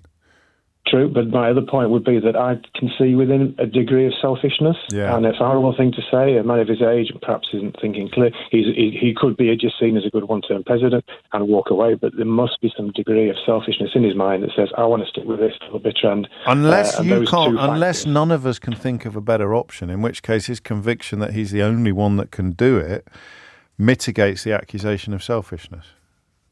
Possibly, yeah, possibly. But is his mind, because he's older, he's less cognizant these days? I don't know. Is his mind slightly not thinking? I don't know. It didn't look good. I don't know what's in his mind. It didn't look good. And at some point, he should be able to see that himself, which is why, in a different universe, this phone-in wouldn't actually have been about Joe Biden and Donald Trump. It would have been about how do you tell an elderly family member who you love that they have to stop driving, or that they have to, give up the control of the family business, or how do you do that? How do you tell someone if they can't see it themselves? How do you make them see it? I'm not sure you can.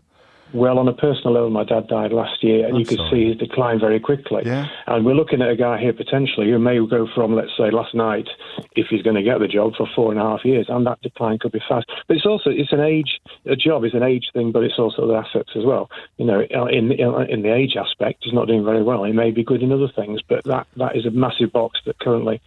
It can't.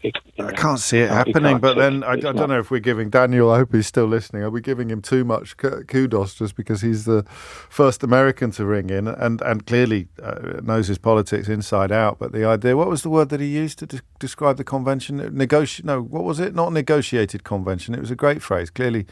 Something I should remember from my supposed A-level in UK and American politics, comparative UK-USA politics. So you used an adjective next to convention, like a negotiated or a managed convention. It'll come to me in a minute. It's good to know everyone was paying attention. Trump also asserted that the US currently has its biggest budget deficit and its biggest trade deficit with China. Both untrue, and both of those records, the biggest budget deficit and the biggest trade deficit, were actually achieved when he was president. And I think what Gay and Bath meant about Biden not lying with malice, he's got so far 9 identified false or misleading claims. He got his numbers wrong when describing 2 of his key Medicare policies. He was wrong when he said no US troops had been killed on his watch. The figure about billionaires' tax rates is misleading, and he baselessly claimed that Trump wants to eliminate Social Security. Trump's never actually said that. And then some falsehoods about the unemployment rate and about border patrol as well, although he later clarified the second one. How did it come to this is the question that we are struggling to... Brokered. There you go.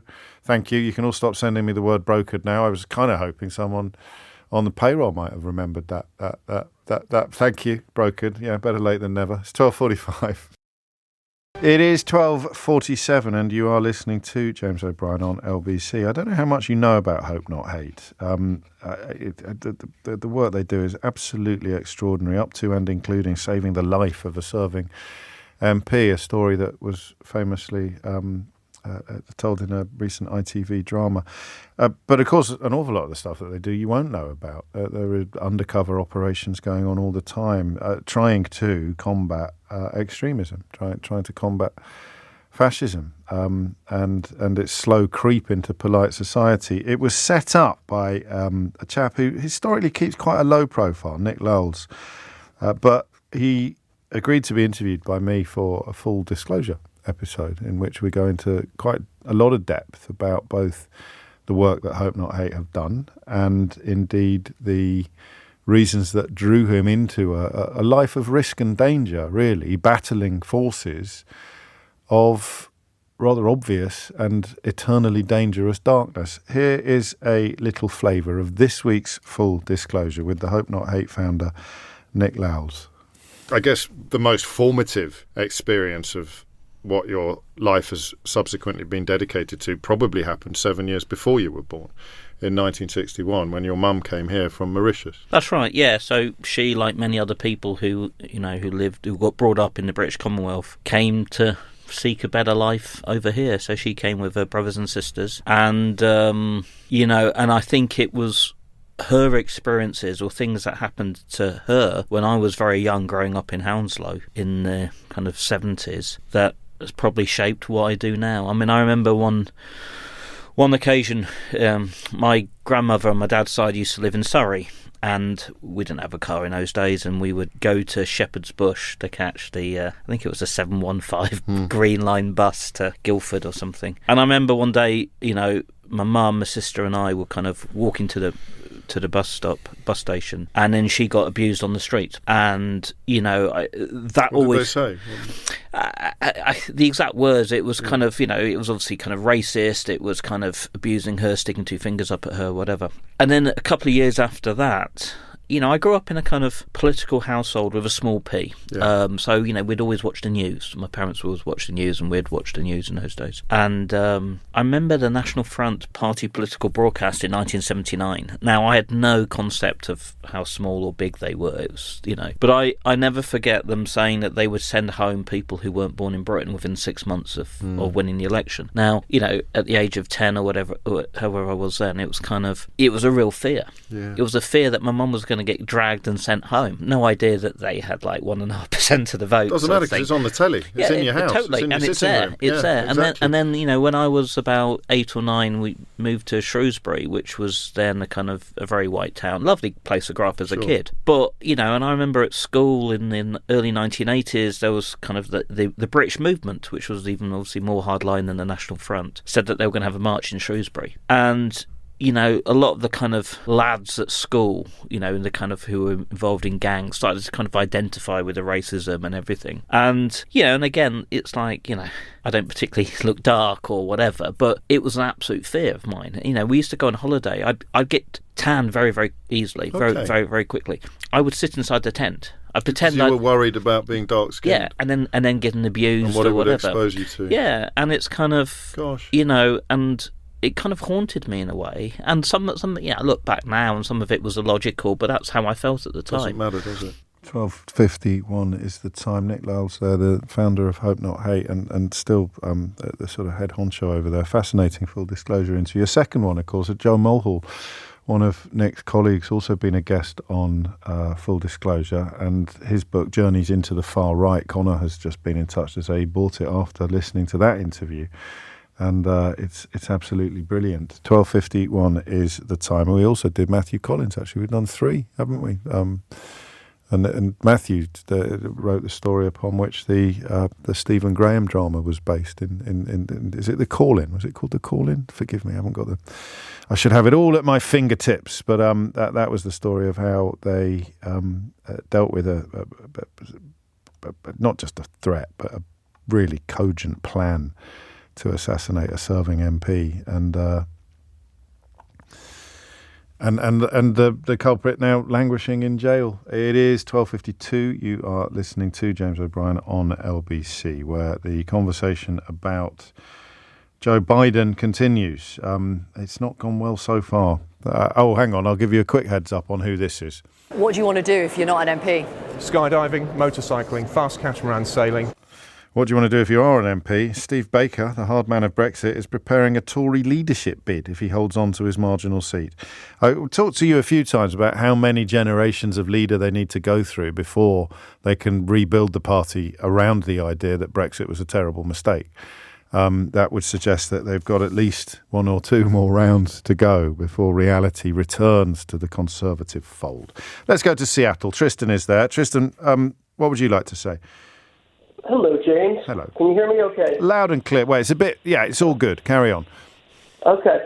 Well, that's wonderful. I just don't understand the melodrama that's going on about Biden. I didn't watch the debate myself. That's kind of why I'm up at 10 to 5 in the morning. I went to sleep. So it was not something that I wanted to watch, and I did not. But I listened to those clips, and the clips that you played, and I watched some on YouTube this morning. I just don't understand, Biden wasn't saying anything controversial, and he wasn't, losing focus. He was kind of making gaps, but it's not like he was saying anything off the wall. He lost the focus a little bit, and I mean that does happen with age. It's not uncommon. But it wasn't a little bit. He got the words Medicare and COVID permanently mixed up for an entire segment, not just a misspeak that he then corrected. And I do think the more of it you watch, the harder it becomes to sustain the idea that this shouldn't be getting the level of attention that it's getting. No one's enjoying it, Tristan. No one's doing it from this side of the arguments. No one's doing it from a position of relish. Trump's lot will be doing plenty of that, but I think it's more dire than you realise. I really do. I don't think so. I want you to be right. I want you to be right. And I guess, how does he make it right? He has to do another one fairly soon and scotch all of these fears. Because just claiming it's a normal level of disengagement, I'm afraid, isn't going to work. Yeah, well, I'm not saying that he did a great job. No, I know. But, first of all, Trump doesn't scare you. You haven't even talked about all the gaffes that Trump has made.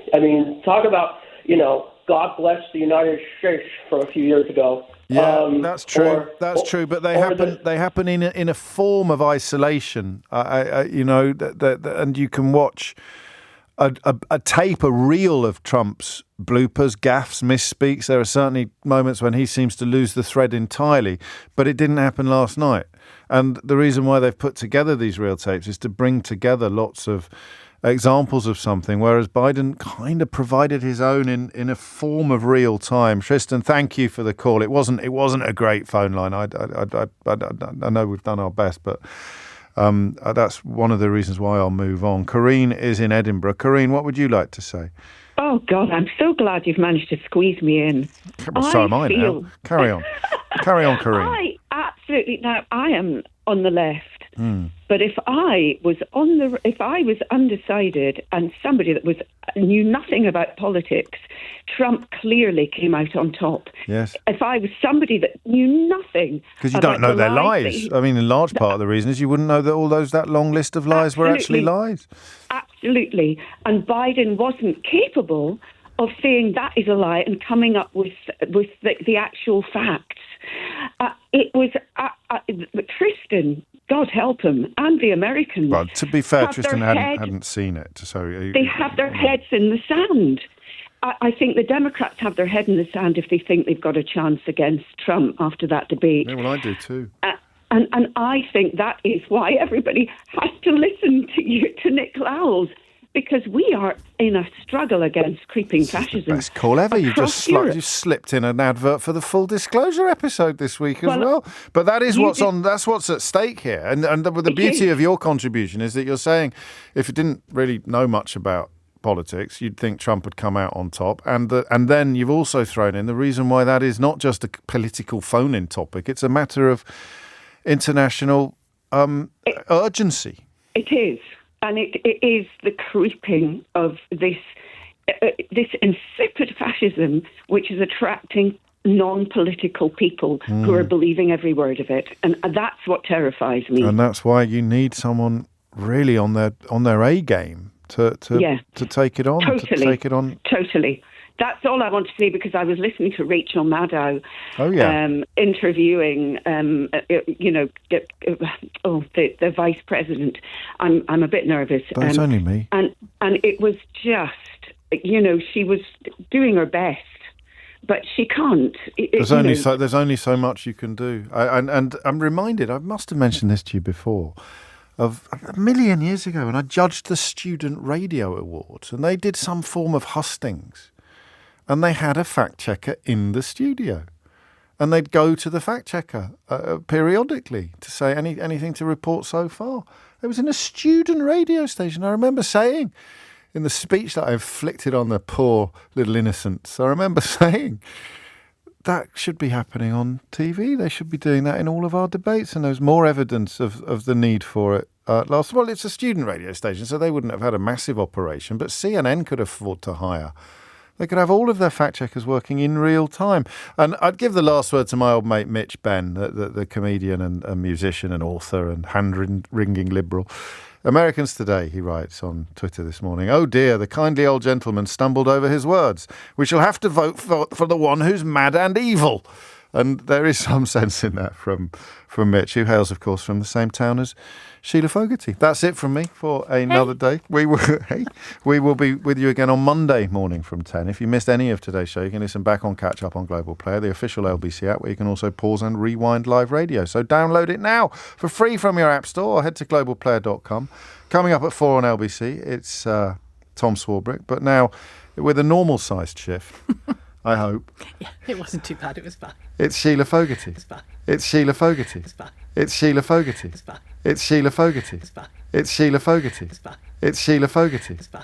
It's Sheila Fogarty. It's fine. It's Sheila Fogarty. It's fine. It's Sheila Fogarty. It's fine. It's Sheila Fogarty. It's fine. It's Sheila Fogarty. It's fine. It's Sheila Fogarty. It's fine. It's Sheila Fogarty. It's fine. It's Sheila Fogarty.